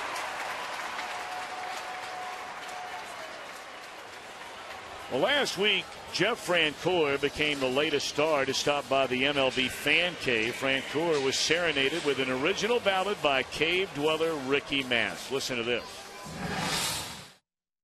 Well, I'm here to sing a song about a guy we adore. He's a baseball player by the name of Francoeur. They call him Frenchie. If you want someone to hustle, then he is the guy that you will call. Is that right? Boom. That's pretty doggone good now. That's pretty good, man. That was really good. You go to the Fan Cave, you get live entertainment. Ricky Mast, one of the cave dwellers. That's really well done, young man. You can watch MLB Fan Cave player videos, stay up to date on the latest Fan Cave happenings by visiting MLBFancave.com. You know you're big time when they write songs about you. Joe DiMaggio, Mickey Mantle. Yeah. Jeff Francoeur. Jeff Francoeur. Willie, Mickey, and the Duke. Francoeur.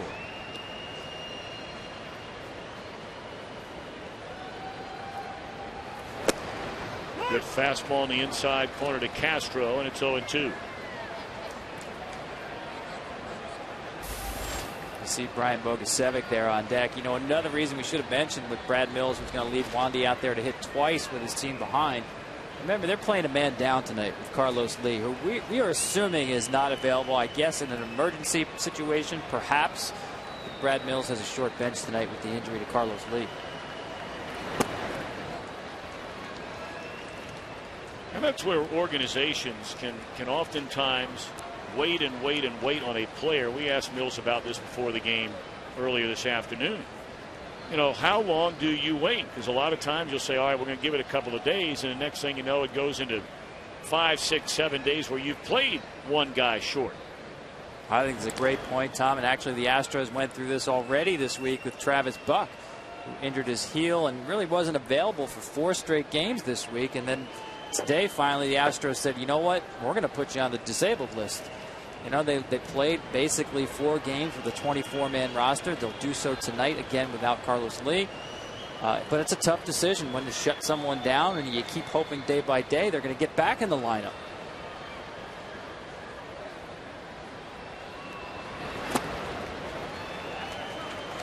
Two and two to Castro.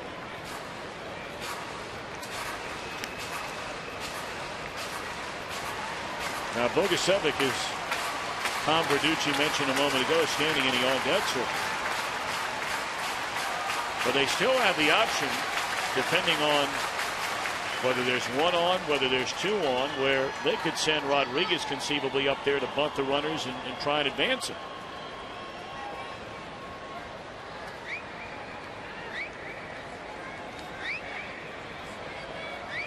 Runner goes. Throw down to second. Right on the money. What a throw by Hannigan.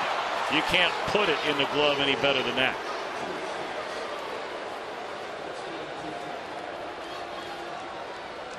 That's just textbook by Ryan Hannigan. You know, decent jump there. There could have been a sign miss there, the way he looked back there, that maybe that was a hit and run on that Castro missed, or a sign was seen that wasn't there.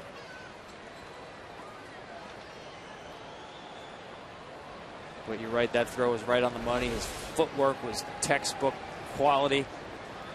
Just got to believe, Tom, that something was missing there. When you see the runner taking off and take that peek in on his way to second, it tells me it was not a straight steal. Take a look at the Reds record by starts from behind the plate. It should be noted, Devin Mesoraco, their highly touted young catcher. The Reds have won 8 straight games now with him behind the plate. Well over 500 with Hannigan back there.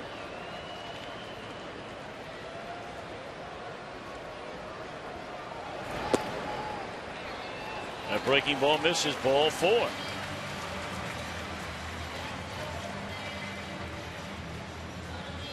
You know, Tom, there's where, and you see so many baseball games, there's where the game for me has changed so dramatically.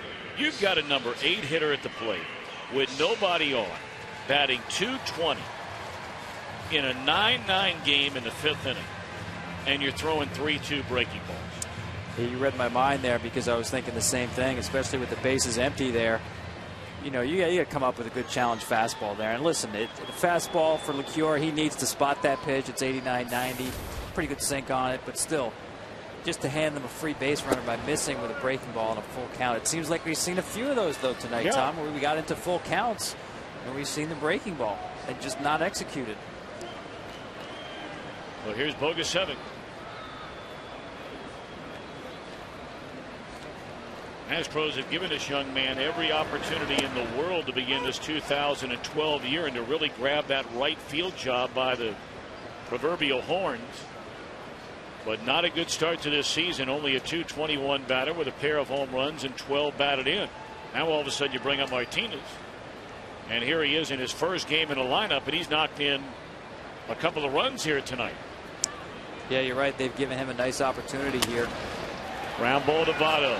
Had a hard time getting a handle on it, and just coming down on the bag on the high throw is Cozart. Well, Bogusevic runs extremely well. They weren't going to double him up, but they're lucky to get that out at second base. Yeah, and you see that little clutch there from Joey Votto. Didn't look like he had the world's greatest grip there. And the throw sails on it, but nice play by Cozart to make sure you take care of that 1 out in hand.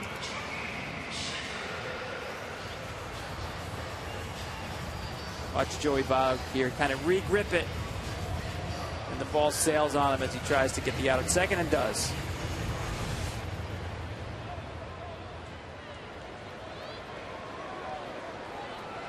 So now back to the top of the order. Here we are in the 5th inning, and already Jordan Schaefer is batting for the 4th time. He knocked in a run with a single his last time up. That was a base hit that knocked Matt Latos out of the game.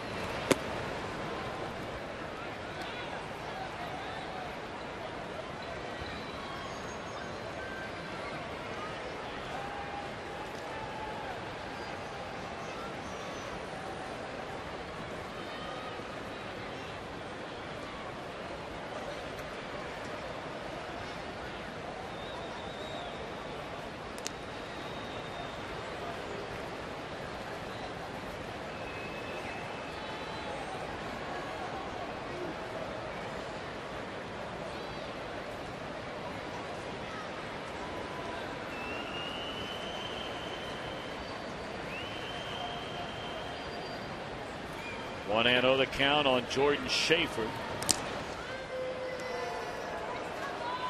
Bogusevic, a big man, was originally drafted in the 1st round as a pitcher. He is an excellent athlete. Brad Mills will tell you probably the best athlete they have on this team. Well, he's a guy in college. You could bring it up there in the mid-90s. So, you know, as an outfielder, almost similar to Rick Ankiel. Terrific throwing arm.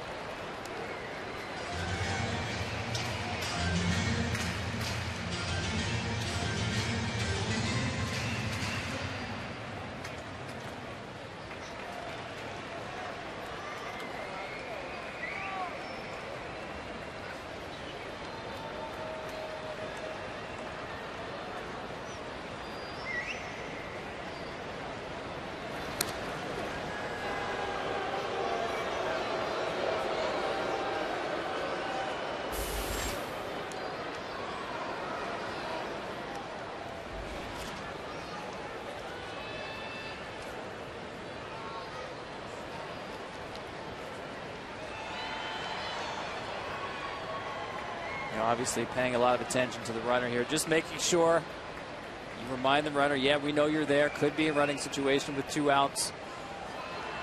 Just some calling cards over there, just not allowing you that open door to second base. 2-1.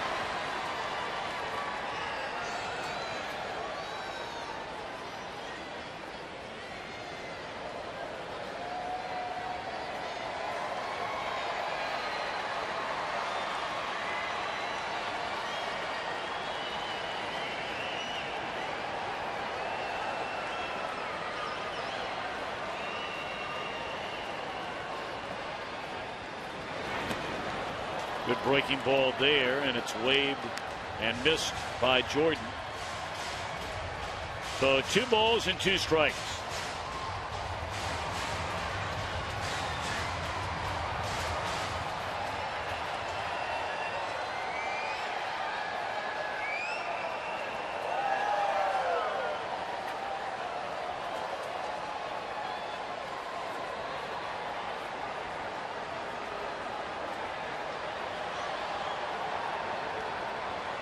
Two and two to count on Schaefer. And LeCure to the plate. Runner goes. Swung on and missed, and that'll retire the side. So a scoreless inning. Hey, we got a ways to go here tonight. Ball's been flying out of the yard. Some good defense. Will there be good pitching? It's baseball night in America.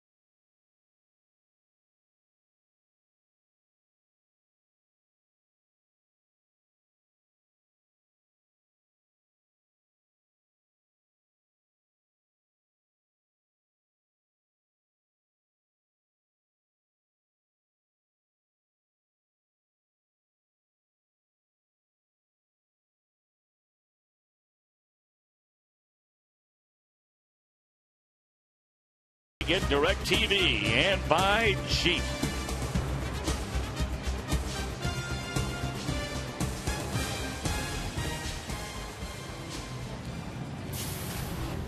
Fernando Rodriguez,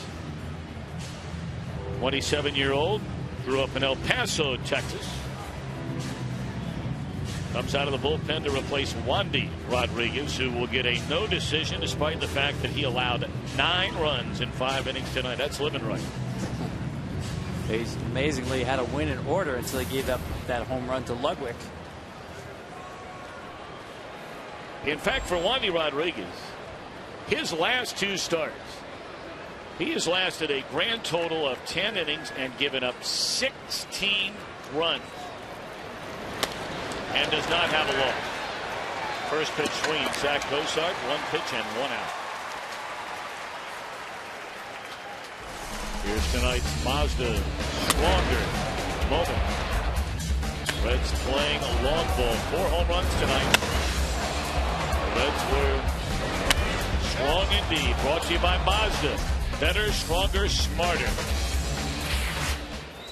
Yeah, you saw the 1 home run by Votto on the breaking ball. The other ones, the right-handers, fastballs up that just got hammered.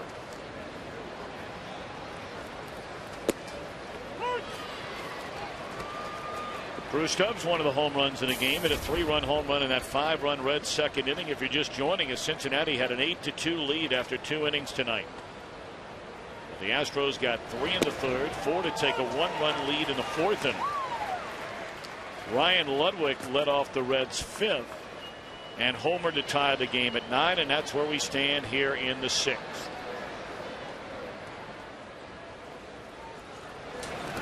As we mentioned, Tom, no team in the National League has fewer at-bats by left-handed batters than the Reds. And now it's set up with a right-hander on the mound for Brad Mills. You know, predominantly you want right-handers against the Reds. They're 14th in the league OPS against right-handed pitching. Rodriguez is a guy who came up through the Angels system as a starting pitcher. He can give you different looks, as LeCure can with different pitchers, primarily fastball, curveball, changeup.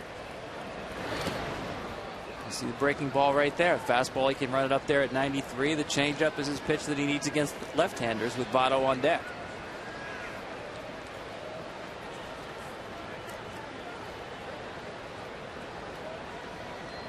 Rodriguez had a real nice year after coming over from the Angels a season ago. 47 games out of their bullpen. Fastball off the inside corner. One of the call did not get it. That has been a tight zone all night for both sides for Jim Reynolds. Yeah, this is a well-executed pitch. Just doesn't get the call. Good run on that ball and on the hands.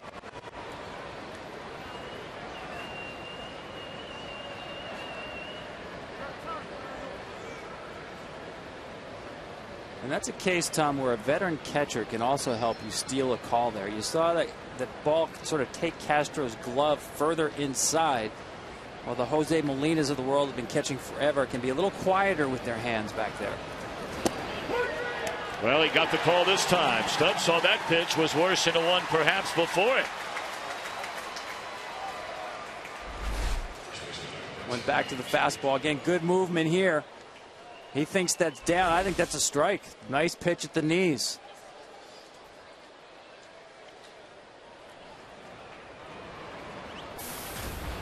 So now Joey Votto. It has been a perfect night. We told you Votto in this ballpark coming in had a hit in 19 consecutive games. Well, with the 3 hits tonight, he now has 40 hits in his last 82 at-bats at Minute Maid Park. 15 doubles, 6 home runs. I mean, the numbers are just astounding for Votto in Houston. Of course, they're great against everybody pretty much. You'd have a hard time finding someone or a place where he doesn't hit. That's true, but he also came into this ballpark for this series red hot. Now with 9 straight games hitting over 500. And a 4th hit tonight. You know, really among National League first basemen, Votto the last man standing who won the MVP in 2010. And look at some of the guys he was duking it out against. Adrian Gonzalez on to Boston. You know about Albert Pujols and Prince Fielder. Ryan Howard injured.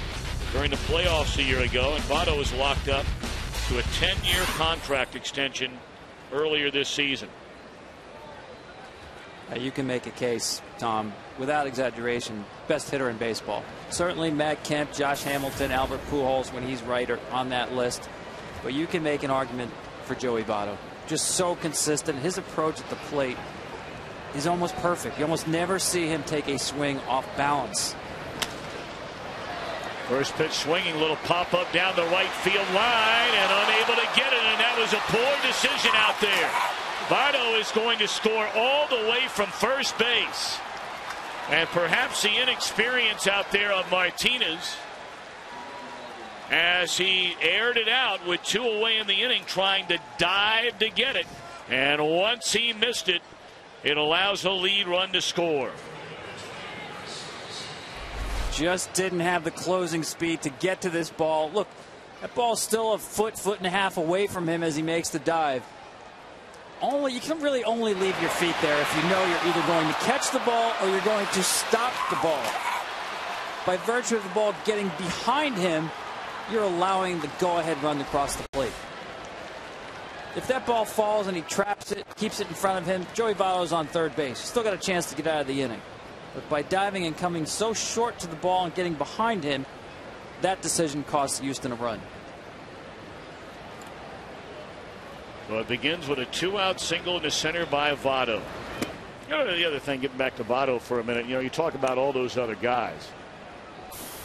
We showed you a stat on Votto. Only 2 players since 1900 have led the league in doubles and walks in the same season. Oftentimes we get into the batting average, and now it's all about on base percentage, slugging, the combination of the two. And of course, Votto is right at the top in every one of those categories as well among all players in the league. But he is bidding to become not only the 3rd player to lead his league in doubles and walks, but he's trying to do it for a 2nd year in a row.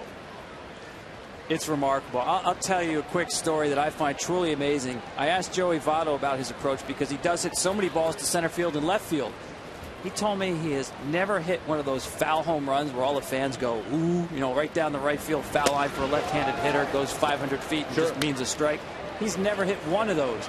And in fact, he said he has only pulled 1 ball foul far to the right side of the field in his career.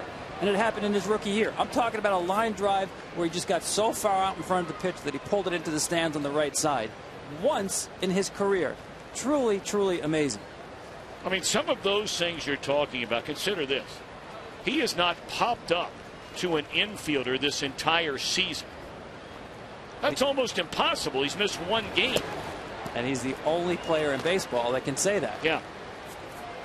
I mean, this guy, when you watch him day in and day out, I am oftentimes just amazed at how many people will not bring his name up immediately among the top 3 or 4 players in the league. Well, I told him he reminds me of left-handed Manny Ramirez because his head is so still and his balance is so good. You never see him out on that front foot. And what he told me was, it's funny you said that because he's one of the guys I patterned myself after. I watch a lot of video of Manny Ramirez because of that approach, and you can see the similarities. We tend to compare hitters right against right-handed hitters, left-handed hitters with left-handed hitters. But for me, it's the balance, the lack of any head movement whatsoever. I see Manny Ramirez and Joey Votto.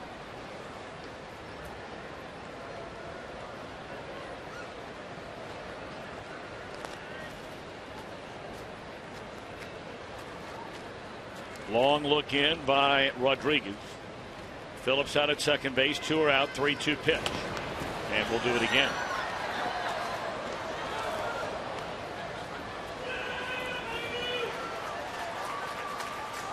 I don't think we're going to see Joey Votto growing dreadlocks anytime soon, though. No. We'll see a pop up to the infield before we see dreadlocks. But when are we going to see Manny back? It's a great question. He's free to come back in terms of that 50-game penalty, but the question is, what kind of baseball shape is he in? He's not there yet. Pop up down the left field line, and there's room out there, which will retire the side. But Votto's single with 2 men out put him aboard. A little pop fly down the right field line by Brandon Phillips. Falls in for a double. Fox Baseball Night in America, presented by Budweiser. Reds lead 10-9.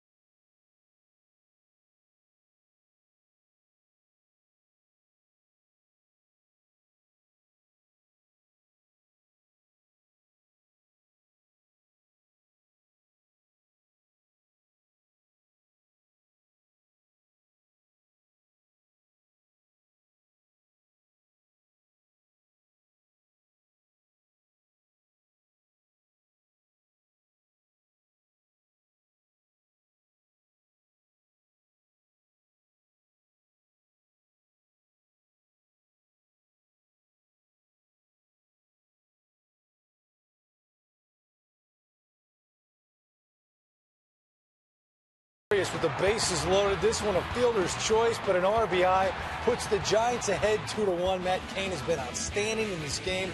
That's where we stand in the top of the ninth. In Detroit, Miguel Cabrera unloads straightaway center, his 10th of the year. He's 2 for 3 in this game, hitting .319 on the year. Now let's send it back to Tom Brenneman and Tom Verducci. All righty, we got a wild one here tonight. There you get a look inside the train here at Minute Maid Park, high above the left center field wall. Reds 10, Houston 9. We're only in the bottom of the 6th inning. Sam LeCure on for his 2nd inning of work. He allowed a hit and a walk, but got out of the inning unscored upon in the 5th.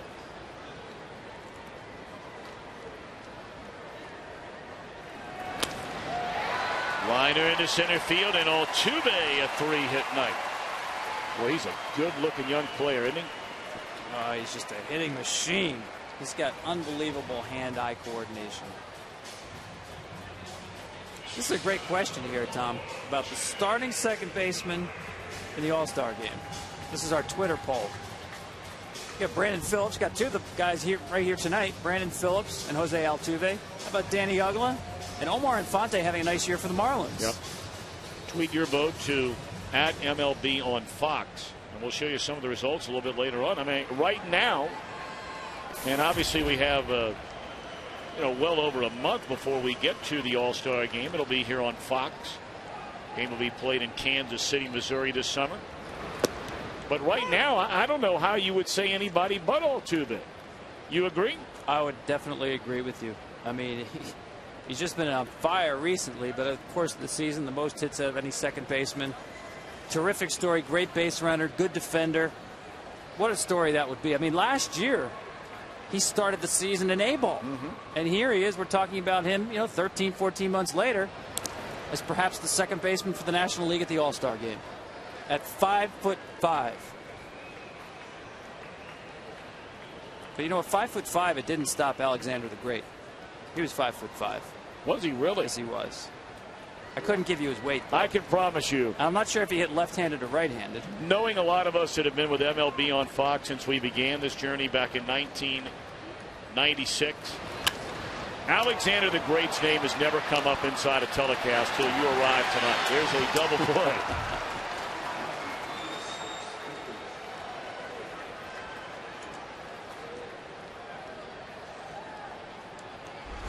We've talked about Joey Votto's bat, but also the glove, Gold Glove caliber for me. Difficult play, making sure he clears the runner with an inside throw. Make that look routine. A lot of first basemen have trouble with that play. No such trouble for Joey Votto. You saw him earlier double clutch on a throw to second base, but that one clean. Gold Glove winner from 2011. Got to believe he's the favorite again. I know it's early, but he's one of those every year contenders for that. You know, Tom, you and I were talking before the game as Martinez settles in, breaking ball in there, strike. It's another facet of the game that, look, there are a lot of great players out there. There are very few superstars out there. Votto is one of them, but in the constant pursuit is Votto of trying to become not just a great player, but the very best player.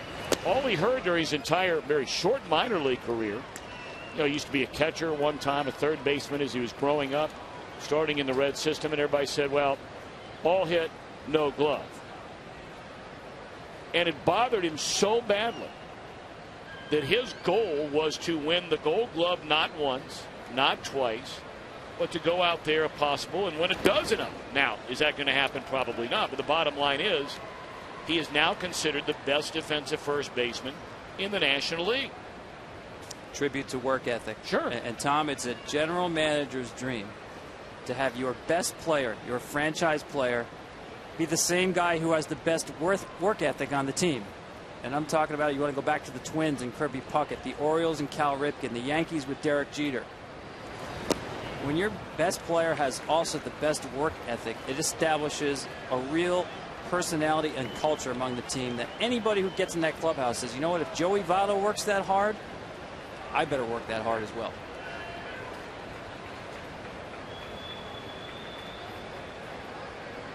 Votto tonight with his third 4-hit game of this young season. 3-2 on J.D. Martinez.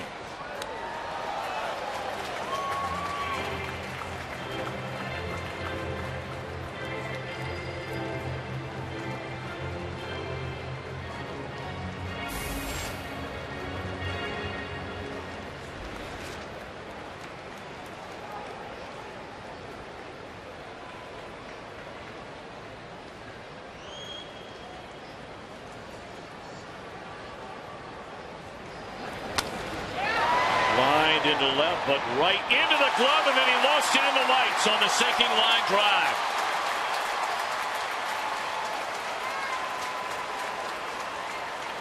Boy, hit right on the screws, and then as Ludwig looked up, either one of two things happened. Either lost it in the lights, or that thing was moving around like a knuckleball. That's the lights. That's the lights. I mean, nice job by Martinez on the breaking ball, hitting it just really hard.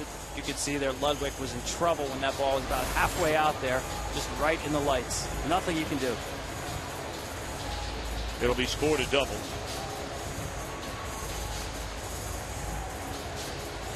Much lower lights naturally in a ballpark where you have a retractable roof.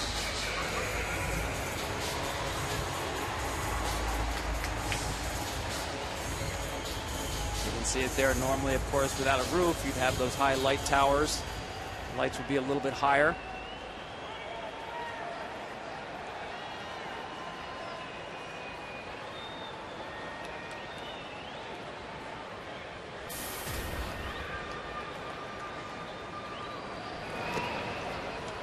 Ball one on Chris Johnson.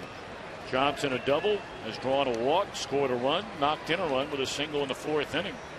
That was the run that gave the Astros a 9-8 lead.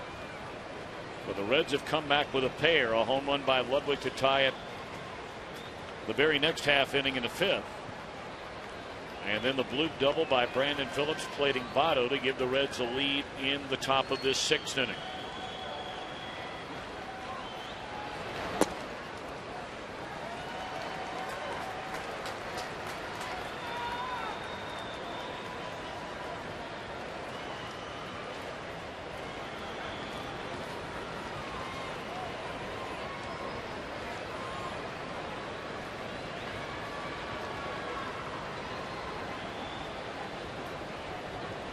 LeCure trying to protect a 1-run lead and misses up and away, ball 3.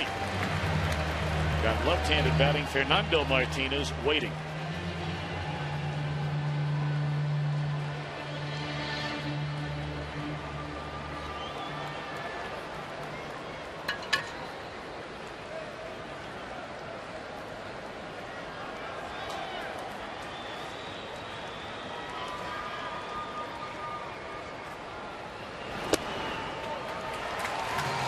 Breaking ball outside, ball 4. Take a look tonight at our Jeep game summary. My, oh my, has it been a wild one. Both starters really kicked around. Latos was given a 6-run lead and could not hold it. Rodriguez in no decision despite giving up 9. Been a whole lot of hitting going on naturally. There's just not enough room for the Jeep game summary there, Tom. No. It's almost, imagine a bingo game of all the things that can happen in a baseball game. 5 home runs, blown 6-run lead, ball lost in the lights. We're starting to fill up our card here. Which gives me the feeling we're due for, I don't know, triple play. Replay review. Replay review was on our card.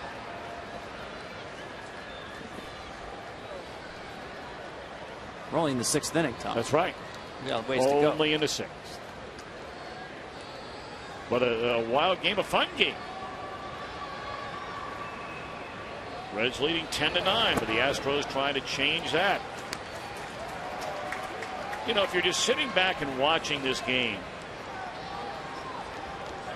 it really is amazing how many breaking balls the Cincinnati pitching staff has thrown in this game. That is generally not this staff's MO. Well, Sam LeCure just threw 2 first-pitch breaking balls there back-to-back with 2 outs and a runner on second. And missed with both. And he gets a call right here on Fernando Martinez on the fastball in. 2-seamer. He's a comeback 2-seamer there. Martinez thought it came around the plate, not over the plate.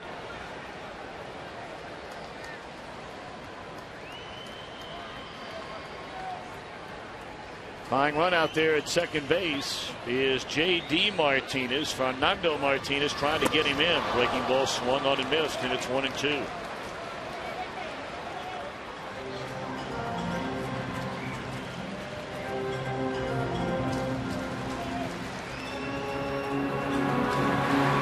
Jose Arredondo gets loose in the Cincinnati bullpen.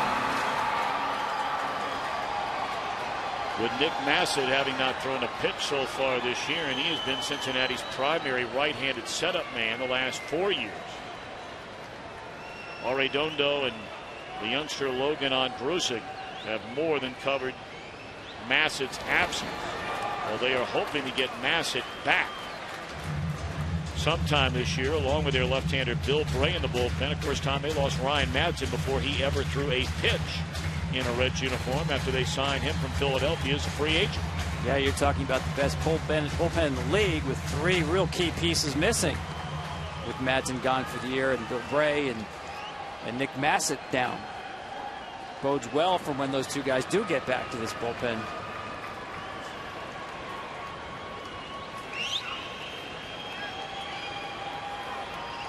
Two and two. Well, clearly they must have a report on Fernando Martinez that he can't hit the breaking ball. He showed him that 1-2-seamer and got the called strike. Otherwise, all breaking balls to Martinez here. Interesting choice here now. 3-2, 2 outs with the runners going. Hasn't thrown too many of these breaking balls for strikes. Does he stay with the breaking ball or go back to the 2-seamer? 3-2, 2 out. Naturally, the runners get started. Martinez and Johnson. And a payoff pitch on the way. Came with a fastball and got strike 3 called to end the inning.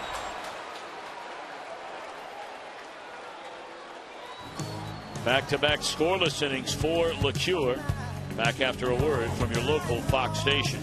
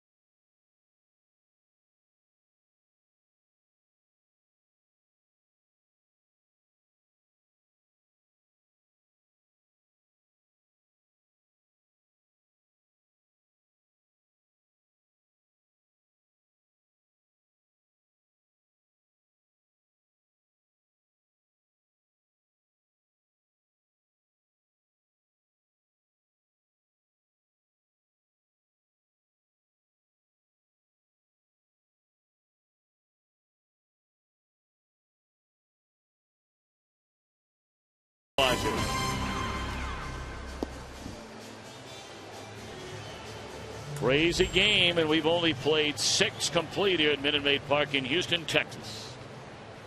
Cincinnati, the National League Central Division leaders, leading 10-9. And now on to pitch. Third of the night for Brad Mills' team is right-hander David Carpenter.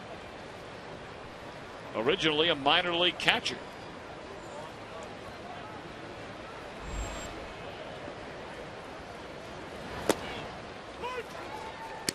He hit 208 as a minor league catcher, but showed tremendous arm strength. Seemed like the natural thing to do, and we see it happen a lot. Jason Mott at the Cardinals, another one. See that kind of arm strength behind the plate, and if the bat isn't there, try him out on the mound. And it's interesting you mentioned Mott, because it was with the Cardinals where Carpenter was originally drafted. In fact, Jeff Luhnow, the current Astros general manager, headed up that draft for St. Louis when they took Carpenter as a catcher, and he was the one who actually told him that he was going to be moved to the mound.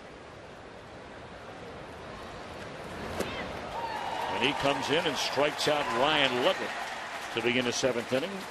Major League Baseball on Fox is proud to support Boys and Girls Club of America, a place where youth can reach their full potential as productive, caring, responsible citizens.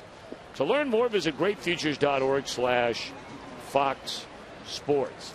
I don't know, with Matt Latos and Wandy Rodriguez on the mound when this game got underway, if we would have thought 10-9, another one hanging around in the 6th inning. Not a chance. I'll tell you, 12 half innings so far. We've managed to get through one of them without a base runner. Let's see if we can have one more, maybe. I mean, there's no, who knows with this game. 19 runs, 24 hits, only 2/3 of the way through the game. Take a look at all the scoring tonight. Yes, indeed. Cincinnati had an 8-2 lead. Houston came back, took the lead. Ludwig tied it on a home run. Phillips, an RBI, bloop double down the line. One bunted foul by Todd Frazier. There's some area codes up on that scoreboard there. 350-203. 400. Got it going on. Not too many O's, though.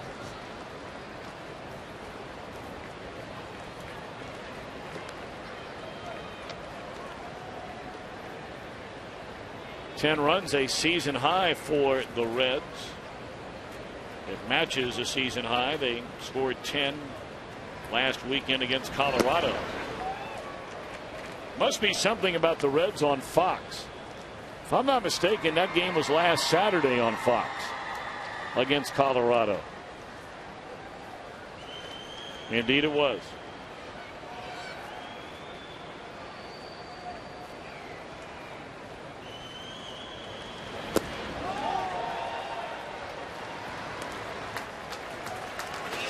Pair of strikeouts for Carpenter to open up this 7th inning. Tomorrow, Fox Sports proud to bring you exclusive coverage of Sprint Cup Series racing from the Dover International Speedway. FedEx 400 benefiting Autism Speaks begins tomorrow, 12:30 Eastern, 9:30 a.m. Pacific, right here on Fox.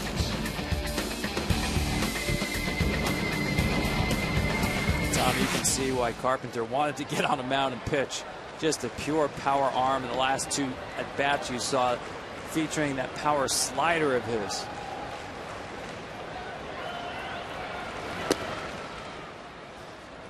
Right there, you saw that slider, that downward movement late. He keeps it off the part of the plate. Now, he will get in trouble sometimes with walks. Control is still not quite there yet. But in terms of power stuff, it's a good arm to have out of that bullpen.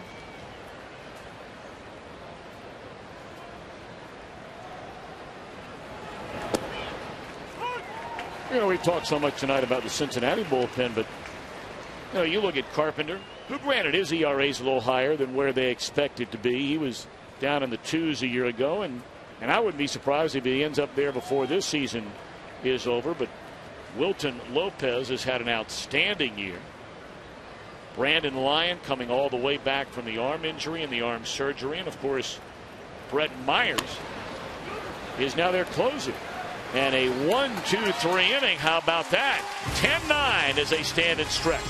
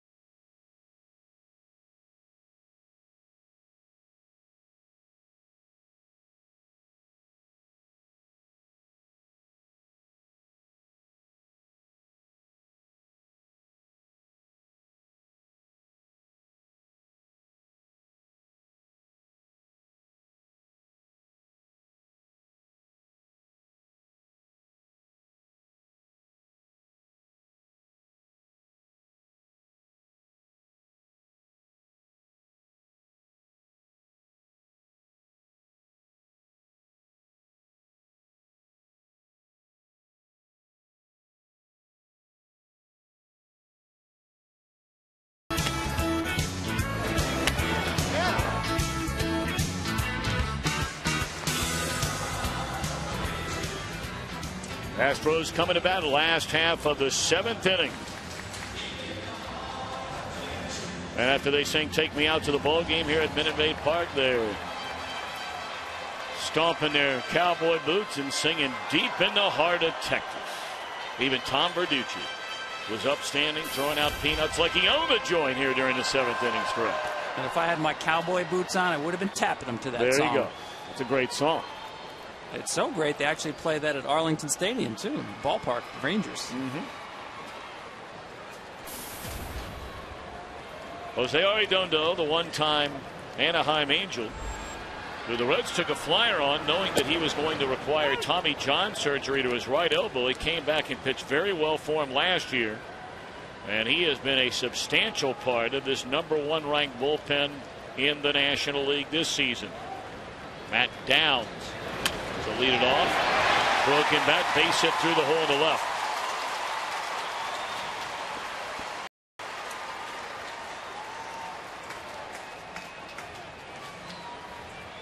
Tonight's game on Fox, presented by Budweiser, is sponsored by Taco Bell. Sometimes you gotta live Moss. And by the 2012 Ford F-150, built Ford tough. Now let's see how Brad Mills wants to play this year. In a game with 19 runs, does he play for 1 run here? He's got Jason Maxwell on deck to pinch hit in the pitcher's spot.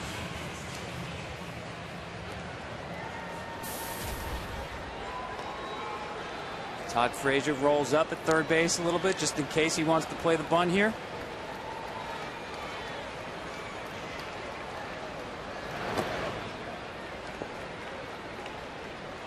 And that pitch there, Tom, you know that's what you're going to get from Arredondo. I almost think of him as a left-hander on the mound because of that split. He'll throw that split more than any other pitch, more than 50% of the time throwing that split. Wipeout pitch, especially to left-handed hitters. Leadoff man Boyd for Castro here in the bottom of the 7th inning. That's a tying run over there at first base.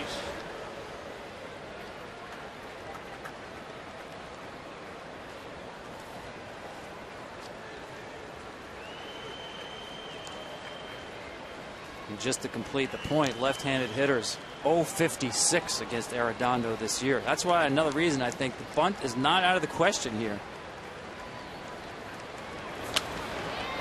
Got off out of play, at least for 1 strike. 1 ball, 1 strike on Castro. You know, we're so used to thinking in terms of the platoon advantage, right against left, left against right. You really have to look beyond that, and I know we talked to Dusty Baker about that, matching up his lineups sometimes, about hitters matched up against pitchers in terms of the stuff that they had, not just purely because it's right-handed or left-handed. Yeah, in other words, some guys handle fastballs in better than other guys. Other guys tend to handle the soft stuff, and they like the ball away or like the ball down.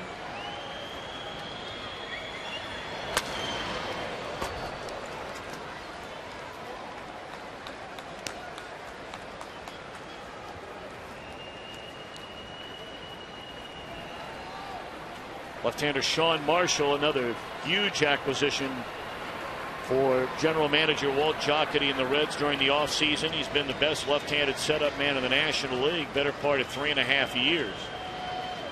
Traded away a couple of big prospects as well to get him. Signed Ryan Madsen as a free agent. Talk about all the players they gave up to get Matt Latos.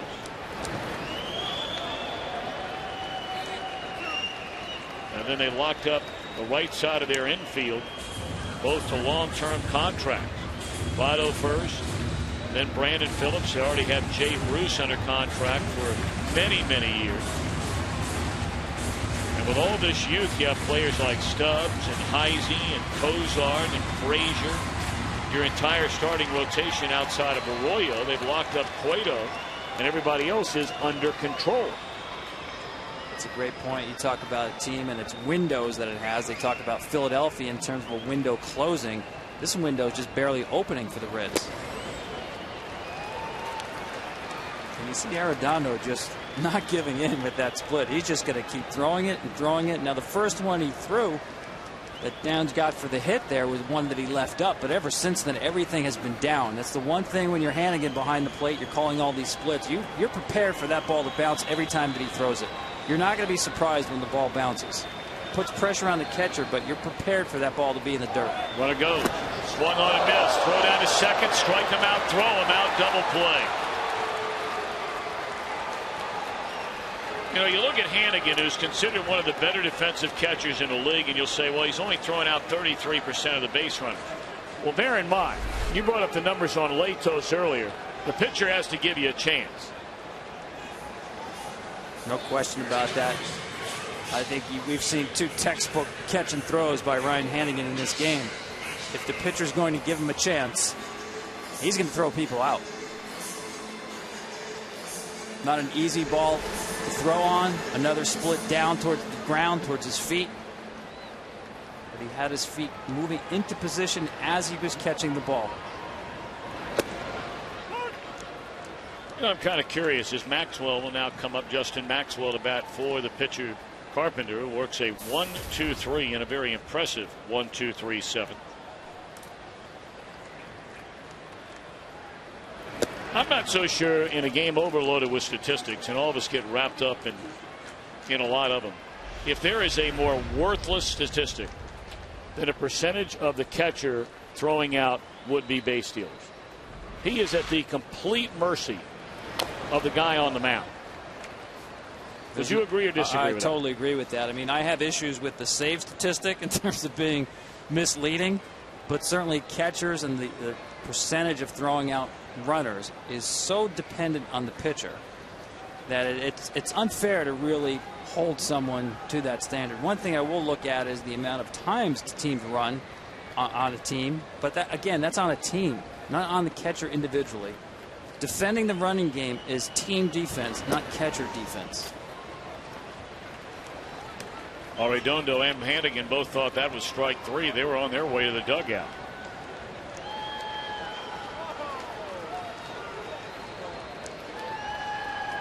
Well, this is the way the Reds have done it pretty much this entire year when they have a lead late. Arredondo or Andrusik for the 7th. They'll go to Marshall in the 8th and Chapman in the 9th. We're through 7. Reds 10, Houston 9.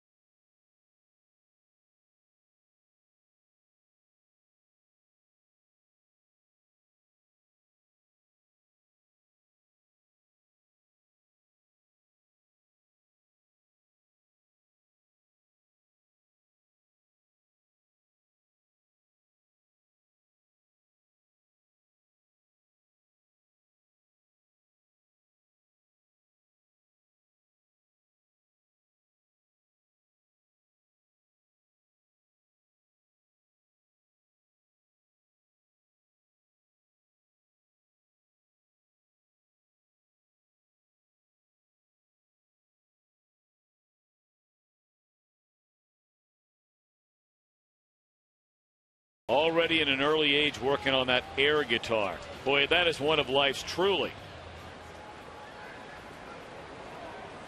an art that the youngsters have to learn is the air guitar. I mean, youngsters, that's the one musical instrument I can actually play. Not as well as that young man can. Right. But the air guitar, yeah, that's it. Classic. Classic.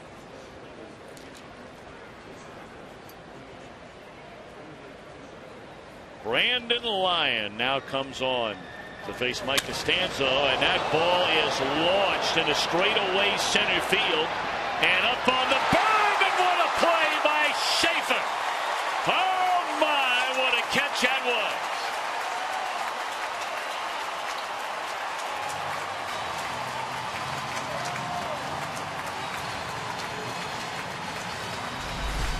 Wow, where do you even begin to describe how good of a play this is by Jordan Schaefer? Never takes his eyes on the ball, knowing that that hill is sitting there, and I've seen this hill trip up many an outfielder, Tom. Even knowing that it's there, it's just a very unnatural thing. And Costanzo has about 430 feet worth of out right there. Call that Tow's Hill out there. Tao Smith, former president of baseball operations here with the Astros for so many decades. An integral part of designing this ballpark.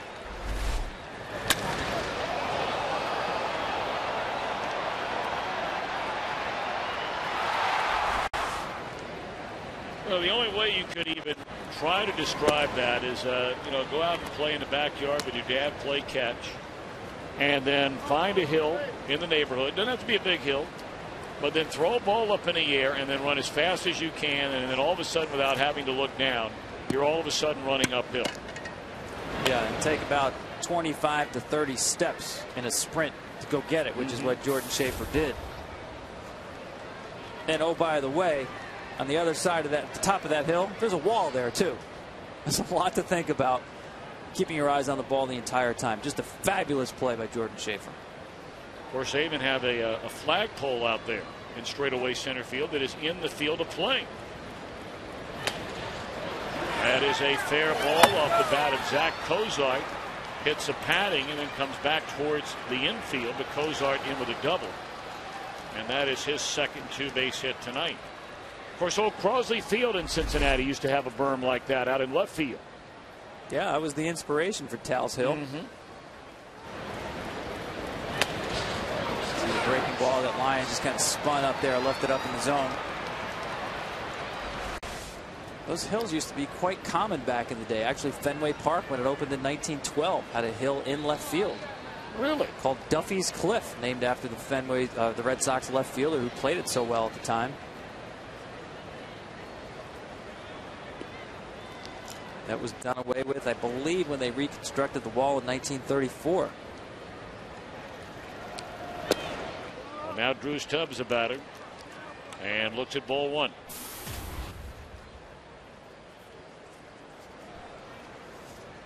Stubbs had a big night. 2 hits, 4 at bats, has scored a couple of runs, knocked in 4 for the double and a 3-run home run.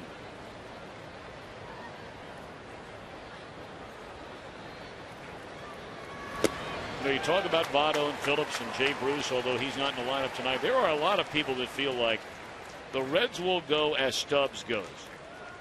He's been their leadoff hitter the last couple of years. Strikes out a lot. Led all the Major League Baseball in strikeouts last year. But among the fastest players in all of baseball. Blessed with extraordinary talent in every way or every category that you would need to be a successful player. And when he scores runs, the Reds have been virtually unbeatable. They are 23-1 this year when he scores a run in a game.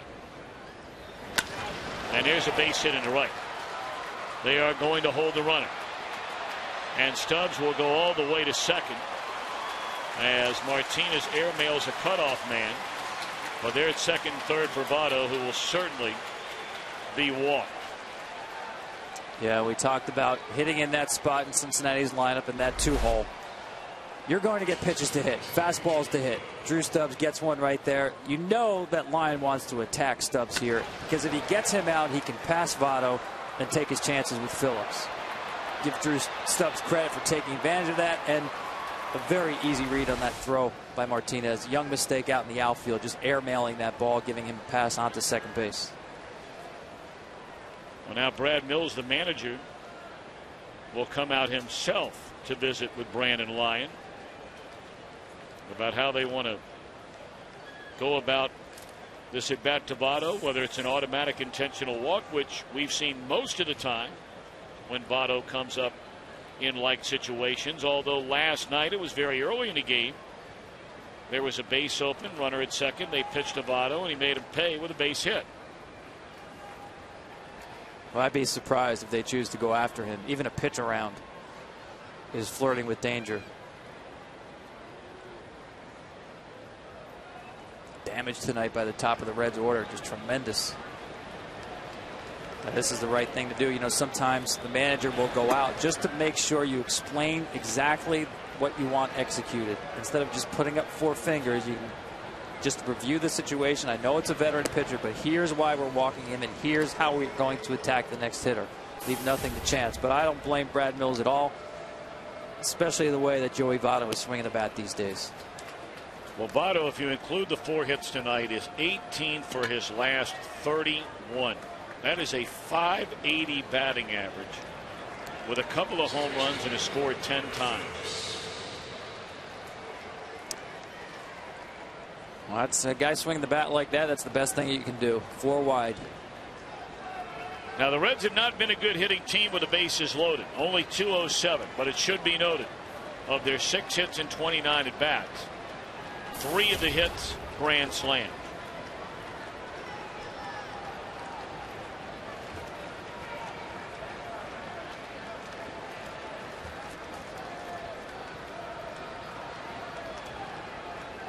Brandon Phillips is 1 out of 4. Gave the Reds the lead with that bloop double down the right field line his last time up, and there's a base hit that'll drive in. 1 more, maybe 2. They're going to wave Stubbs, throw way offline. A 2-run single by Brandon Phillips, who's batted in 3, and the Reds lead goes to 12-9.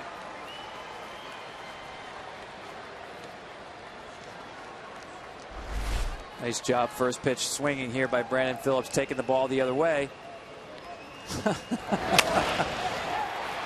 It cost him his bat. Sounded like he broke his bat, but that bat died a hero, Tom. I don't know what he's angry about.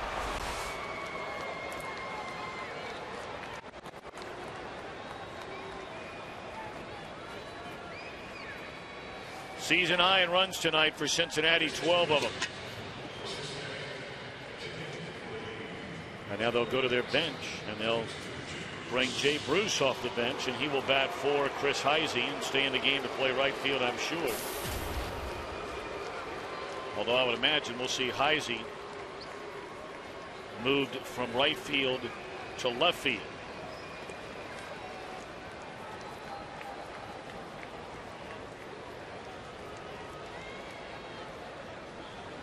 Well, I beg your pardon, he's batting for Heisey. Ludwig is still in the game.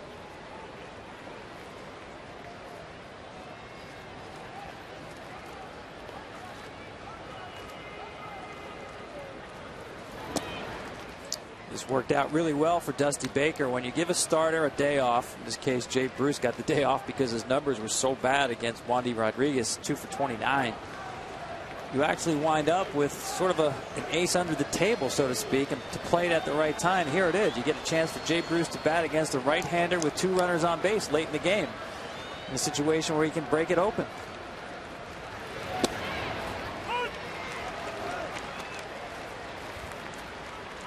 Bruce, another native Texan, grew up not too far from here in Beaumont, Texas. #1 pick by the Reds.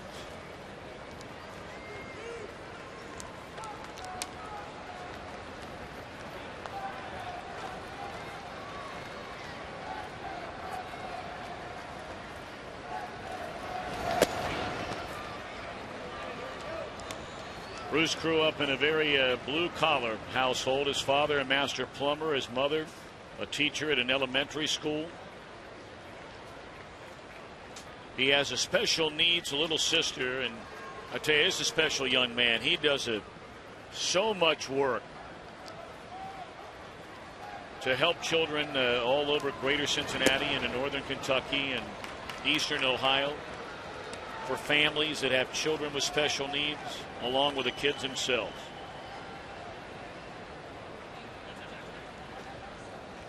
Part of that great draft class of 2005, and boy, he's really developed quickly. Still, I don't think has approached his ceiling, Tom, but we've already seen the great, tremendous home run power, the improvement against left-handed pitching.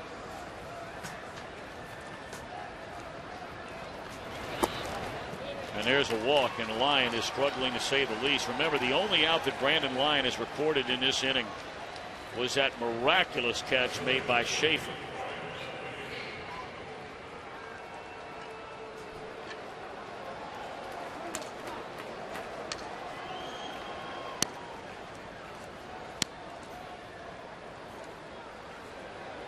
Well, he's been a guy, as you mentioned, he's really come back from some arm issues and really had a real bounce back season. Now he's a very different pitcher from what he was early in his career, where he would challenge you with fastballs. Very few fastballs now, like to cut the ball, breaking ball, occasional changeup. It's all about mixing speeds. High pop up, shallow right field, long run, catch made by Altuve, and everybody stays put. It was a nice play by Altuve. Martinez a late break on that ball. I'm not sure he'd have gotten there. That's a great point. I think Altuve took off for that ball immediately, took nothing for granted. It's obviously his first game playing with Martinez, probably perhaps spring training. They had some issues, but give him credit. I mean, he ran a long way for the ball, and I think you're absolutely right. He took charge of this ball, and I'm not sure Martinez could have got there in time. Not a routine play by any means.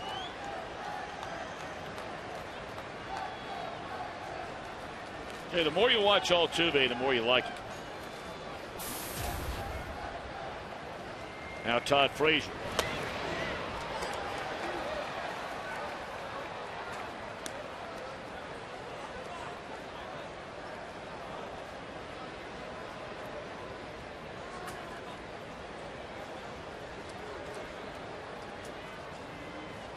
Bases loaded. Votto, Phillips, Bruce. Reds have scored 2 more here in the 8th inning to take now a 3-run lead, but not over. You see the Astros come back from 6 down already tonight.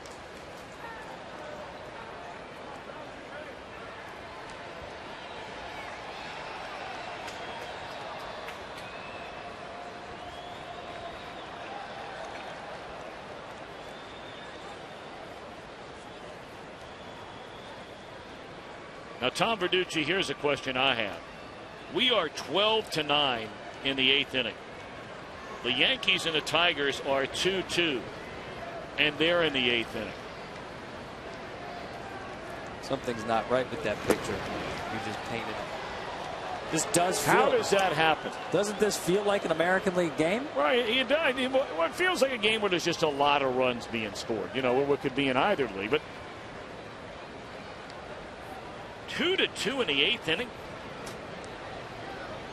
This is very unlike baseball 2012, especially in the National League. I mean, run scoring has been going down for the last 4 years. Pitcher dominated game for the most part. The Reds, as we talked about, first place team, the team with the best record in baseball since April the 19th, and they've done it with a .240 batting average. And look what's happened this week in the major leagues. The highest of any week in the season. Well, you've had 7 games in Denver. Well, I thought you were going to drop the warm weather on me. Well, so you don't buy into that warm weather brings more runs? Not automatically. Okay. It doesn't. The ball does carry it generally better, but I wouldn't say run scoring always goes up in the summer months, because it doesn't. But that's an interesting number to see, that's the highest week of the season this week. And you're right, the Rockies have been playing at home, and they seem to have found their bats in this last week or so.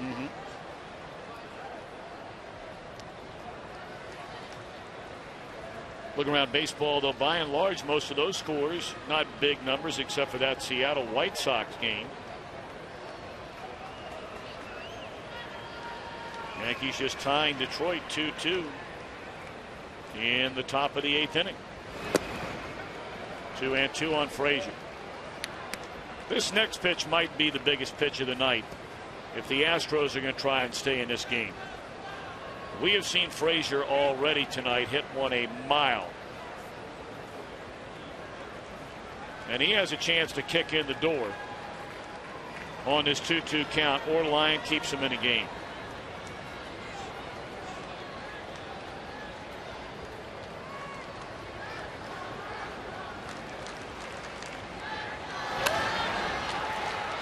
We'll do it once more.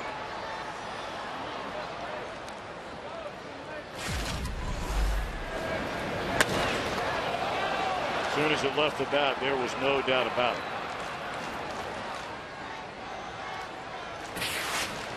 Yeah, that one was majestic, wasn't it?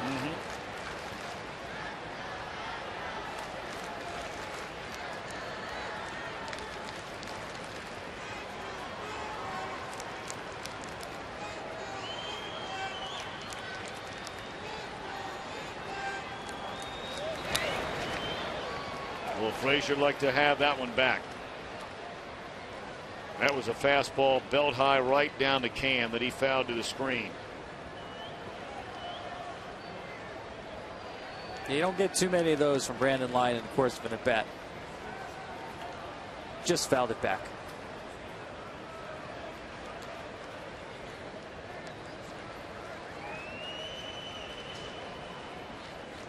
Ninth pitch in this at bat with the bases loaded and 2 out.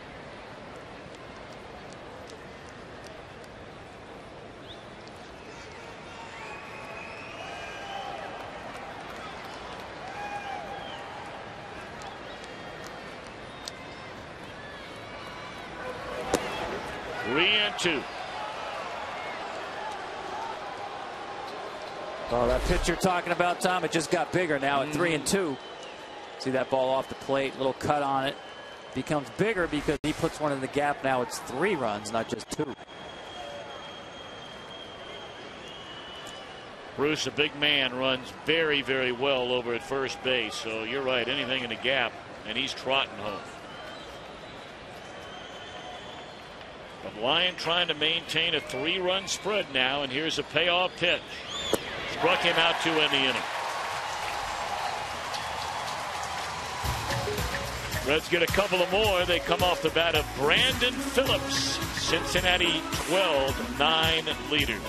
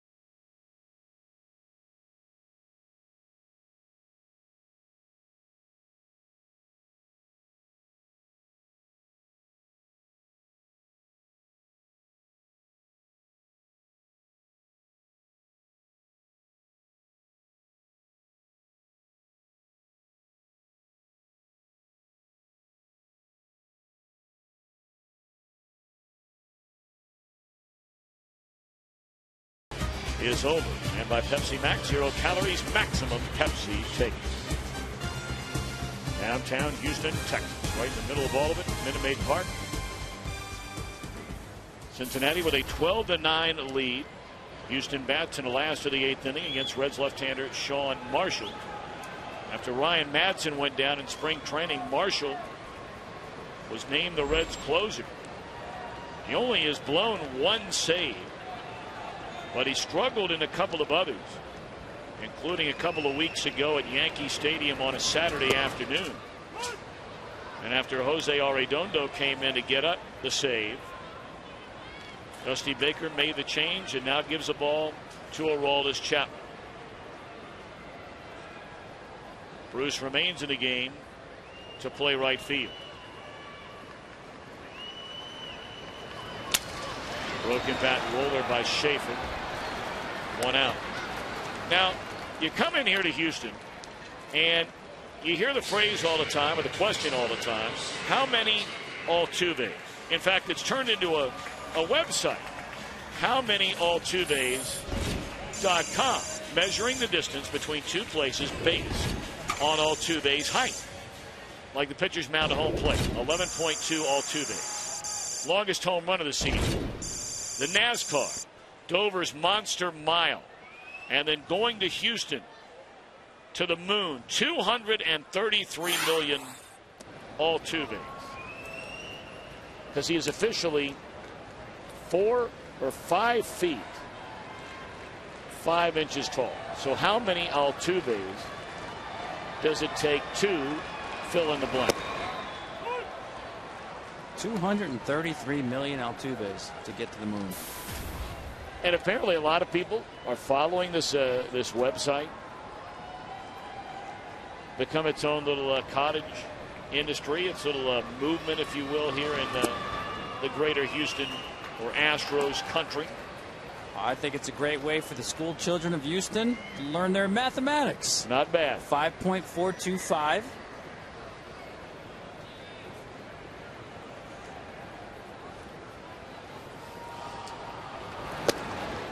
He really has, in quick time here, become a very popular player. And you can see why. You mentioned the more you see him, the more you like him, the more you like about his game. Great story, too, when he showed up at a tryout camp for the Astros. He was 16, 17 years old. The Astros took one look at him, or one of the instructors did, and said, don't bother coming back tomorrow, you're too short. So what did he do? He came back tomorrow, and they signed him off that tryout. So literally from day one, he has fought the height bias when it comes to baseball, having to prove himself time and time again, but all he does is hit on any level that he's played at. Well, we were asking a question, our Twitter poll question, who should be the National League starting second baseman for the All-Star game. There are a lot of Reds fans watching this game tonight. Hey, look, don't get me wrong. Brandon Phillips has been the best second baseman in the National League, all-around second baseman in the National League for the last handful of years. Among the best in all of baseball the last handful of years. Did he go? He did. Strike 3. All right, now let's take a game break. Check in with Greg back at our MLB Network studio. Tom, Miguel Cabrera is just a man among boys on this night. 3 hits, 2 of which home runs. Both straightaway center field. 3-2 the score. Tigers with the lead. Tom Brennan and Tom Verducci back to you in Houston. Wow, did you see that home run? How many Altuves was that? Very nice. Very nice. I tell you what, if your last name is Cabrera this year in baseball and your first name starts with an M, you're having a real good year. Melky Cabrera with 26 multi-hit games, most in the league, major league. Now Miguel Cabrera with 25. Altuve, by the way, the third most, 23. Wow. Are you stunned by the year of Melky Cabrera? Yes and no. I mean, he did have a breakout year with Kansas City. And the Royals had Lorenzo Cain sitting there saying, you know what, we got some strength to deal from here. We need some pitching. Let's go get Jonathan Sanchez. I'm not sure Kansas City thought that Melky Cabrera was going to consolidate that season, actually take it to another level here in 2012.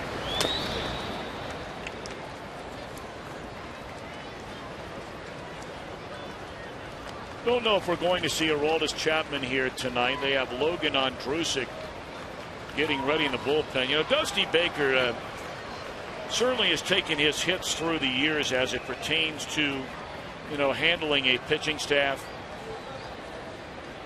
And whether you buy into some of that or don't buy into that, that's your decision. But you cannot deny the job that he has done with this pitching staff, considering all the injuries and hits they've taken. He has marvelous. That pen managed it beautifully.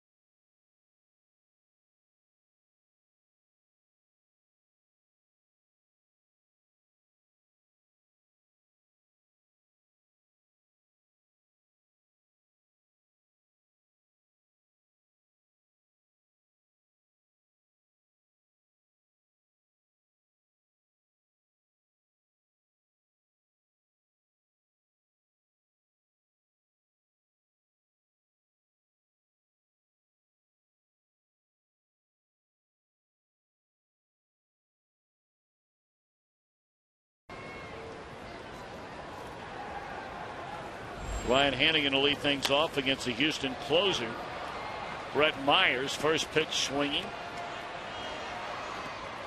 And coming in to get it, Martinez. 1 out.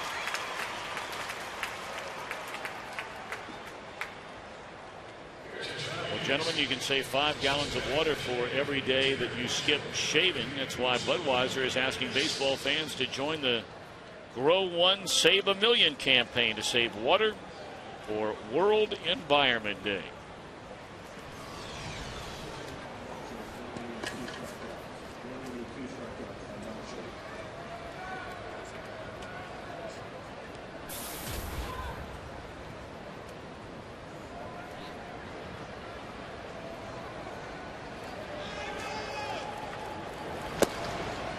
Wilson Valdez comes up the bat. Sean Marshall. Boy, Marshall looks sharp tonight. A 1-2, 3/8 inning with a couple of strikeouts.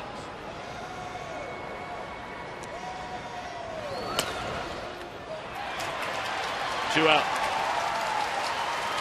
Been a pretty nice conversion for Mr. Myers going from the rotation. He's not been a closer since 2007. Then, of course, with Philadelphia. Yeah, actually, you know, Brad Mills talked about losing those 200 innings you get out of the rotation, but at the same time, one of the benefits of shortening up his work as a closer is that his velocity has come back. Really, he's thrown as hard as he did back in 2007, 2008, running that fastball up there at 92, 93. Look out. But going back to that last matchup against Valdez, we take another look at this fastball. Got Zach Kozart's attention, didn't it? Mm-hmm.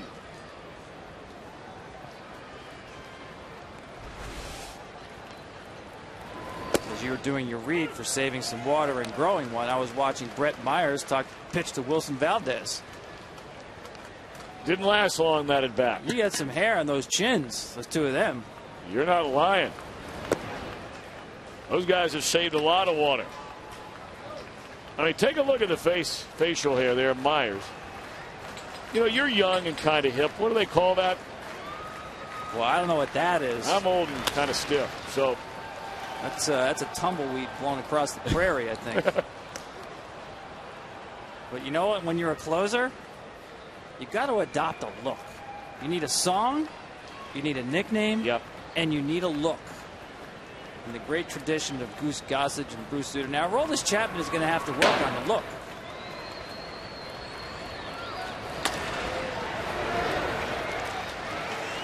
And that is a 1-2-3 inning. Well, if you haven't seen him, he's coming in the game to try and nail it down. One of the most electrifying pitchers we have seen in a long time, Aroldis Chapman.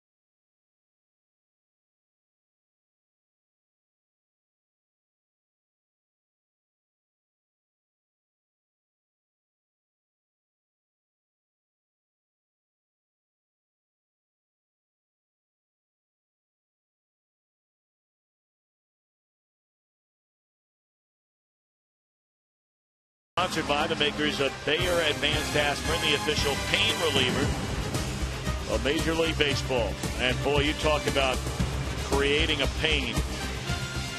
That has been the story for batters this season against the young Cuban, Aroldis Chapman. Signed by the Reds 2 years ago. Fastball rated by managers as the very best. In fact, he has thrown the fastest pitch ever recorded on a radar gun at 105 miles per hour. He has not allowed an earned run this year. It is a Reds franchise record to begin a season.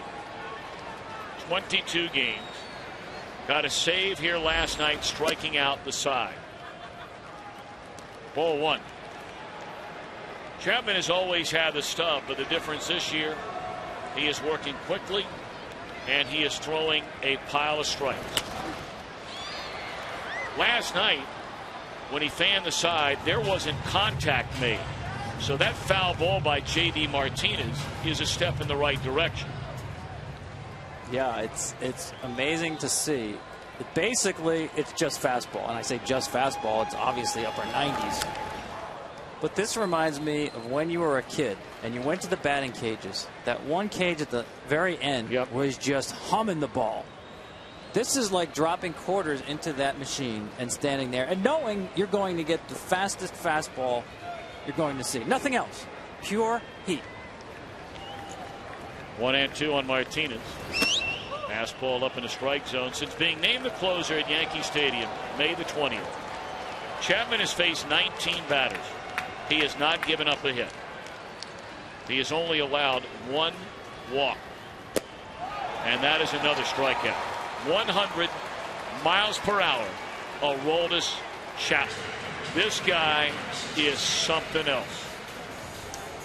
And just so folks understand, I'm not exaggerating about the fact that he throws nothing but fastballs. He does have a slider, and he may make me look foolish and throw one here, but last night you mentioned he threw 13 pitches, all fastballs. Tonight so far, 5 pitches, all fastballs. There's no mystery here.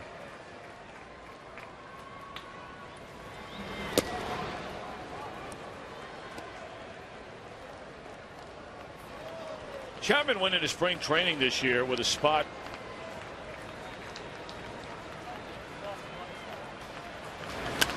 swinging a foul ball. Went into spring training with a chance to be in the Reds' starting rotation.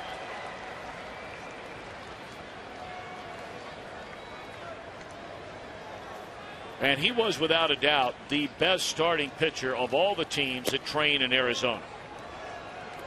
And he was the best starter on this entire Reds rotation.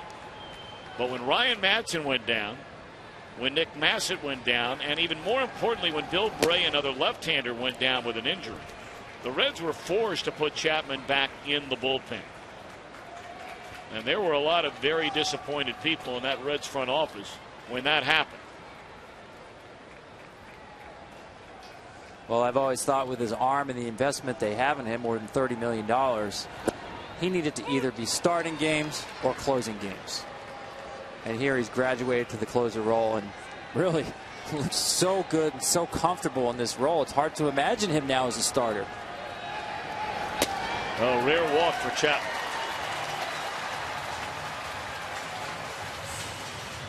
Time now for our Burger King smooth play of the game. It was 9-9 in the 6th inning.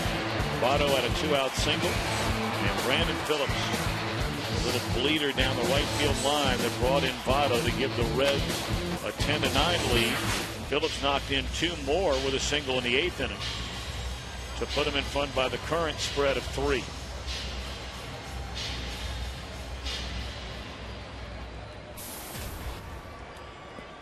Now, Dusty Baker did tell us before the game that he really has to keep an eye on Chapman, on how frequently he will use him. Doesn't like using him much back-to-back, although obviously he will do it. Really doesn't like using him 3 days in a row. I thought you had a very interesting point. We were talking about Chapman before the game today, Tom Verducci. You think that he almost should be put in a different kind of a category in this closer's role. Well, he does have a secondary pitch. He just finally showed one there. After 13 fastballs last night, 12 more tonight, 25 straight fastballs. He did throw the slider and comes back at 101 right there. But I do think, given his training as a starting pitcher, and that slider is a weapon for him as you see him crank it up here at 101 on the black. I think it's almost a shame to limit him to 3 outs when you think he really can get out of 8th inning jams if you need it. I think Chapman will be very valuable as an 80 inning closer and not just as a 60 inning save him for the 9th inning closer. Well, they will let the runner go. Don't forget, tomorrow, Fox Sports Ohio and Fox Sports Houston. You can watch the final game of this series. Coverage begins 1:30 Eastern Time, 12:30 Central. Well, Chapman now has at least 1 strikeout in all 23 appearances. The major league record for consecutive relief outings with at least 1 strikeout is held by Bruce Sutter, who went 39 consecutive games back in 1977 of getting a strikeout. It is hard to believe that Aroldis Chapman will ever come in a game and not get a strikeout. Yeah, it sounds like that record's far off, but you could consider that in jeopardy. Here's the other thing with that last out. The last 26 batters against Chapman are 0 for 26. So he's 1 out away from a virtual no-hitter. Of course, it's not one game. It's spread out over his appearances. But for a relief pitcher, to hold the opposition 0 for 26, I mean, you run out of superlatives with this guy. There's so many unbelievable numbers. We want it down. Fastball at 99, swung on and fouled out of play. So now the Astros down to their final out, perhaps their final strike. Of course, if they can find a way to get downs aboard, they would bring the tying run to the plate here in the bottom of the 9th inning.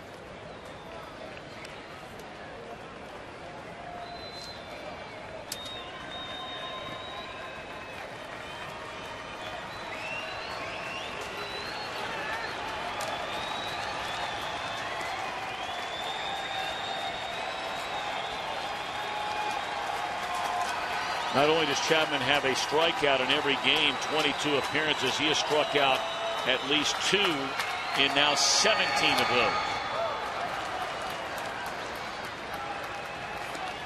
They are getting better swings on his fastball tonight than they did last night. You mean they've had some foul balls? That's what I mean. Okay. We got to start somewhere. It is progress against this live arm.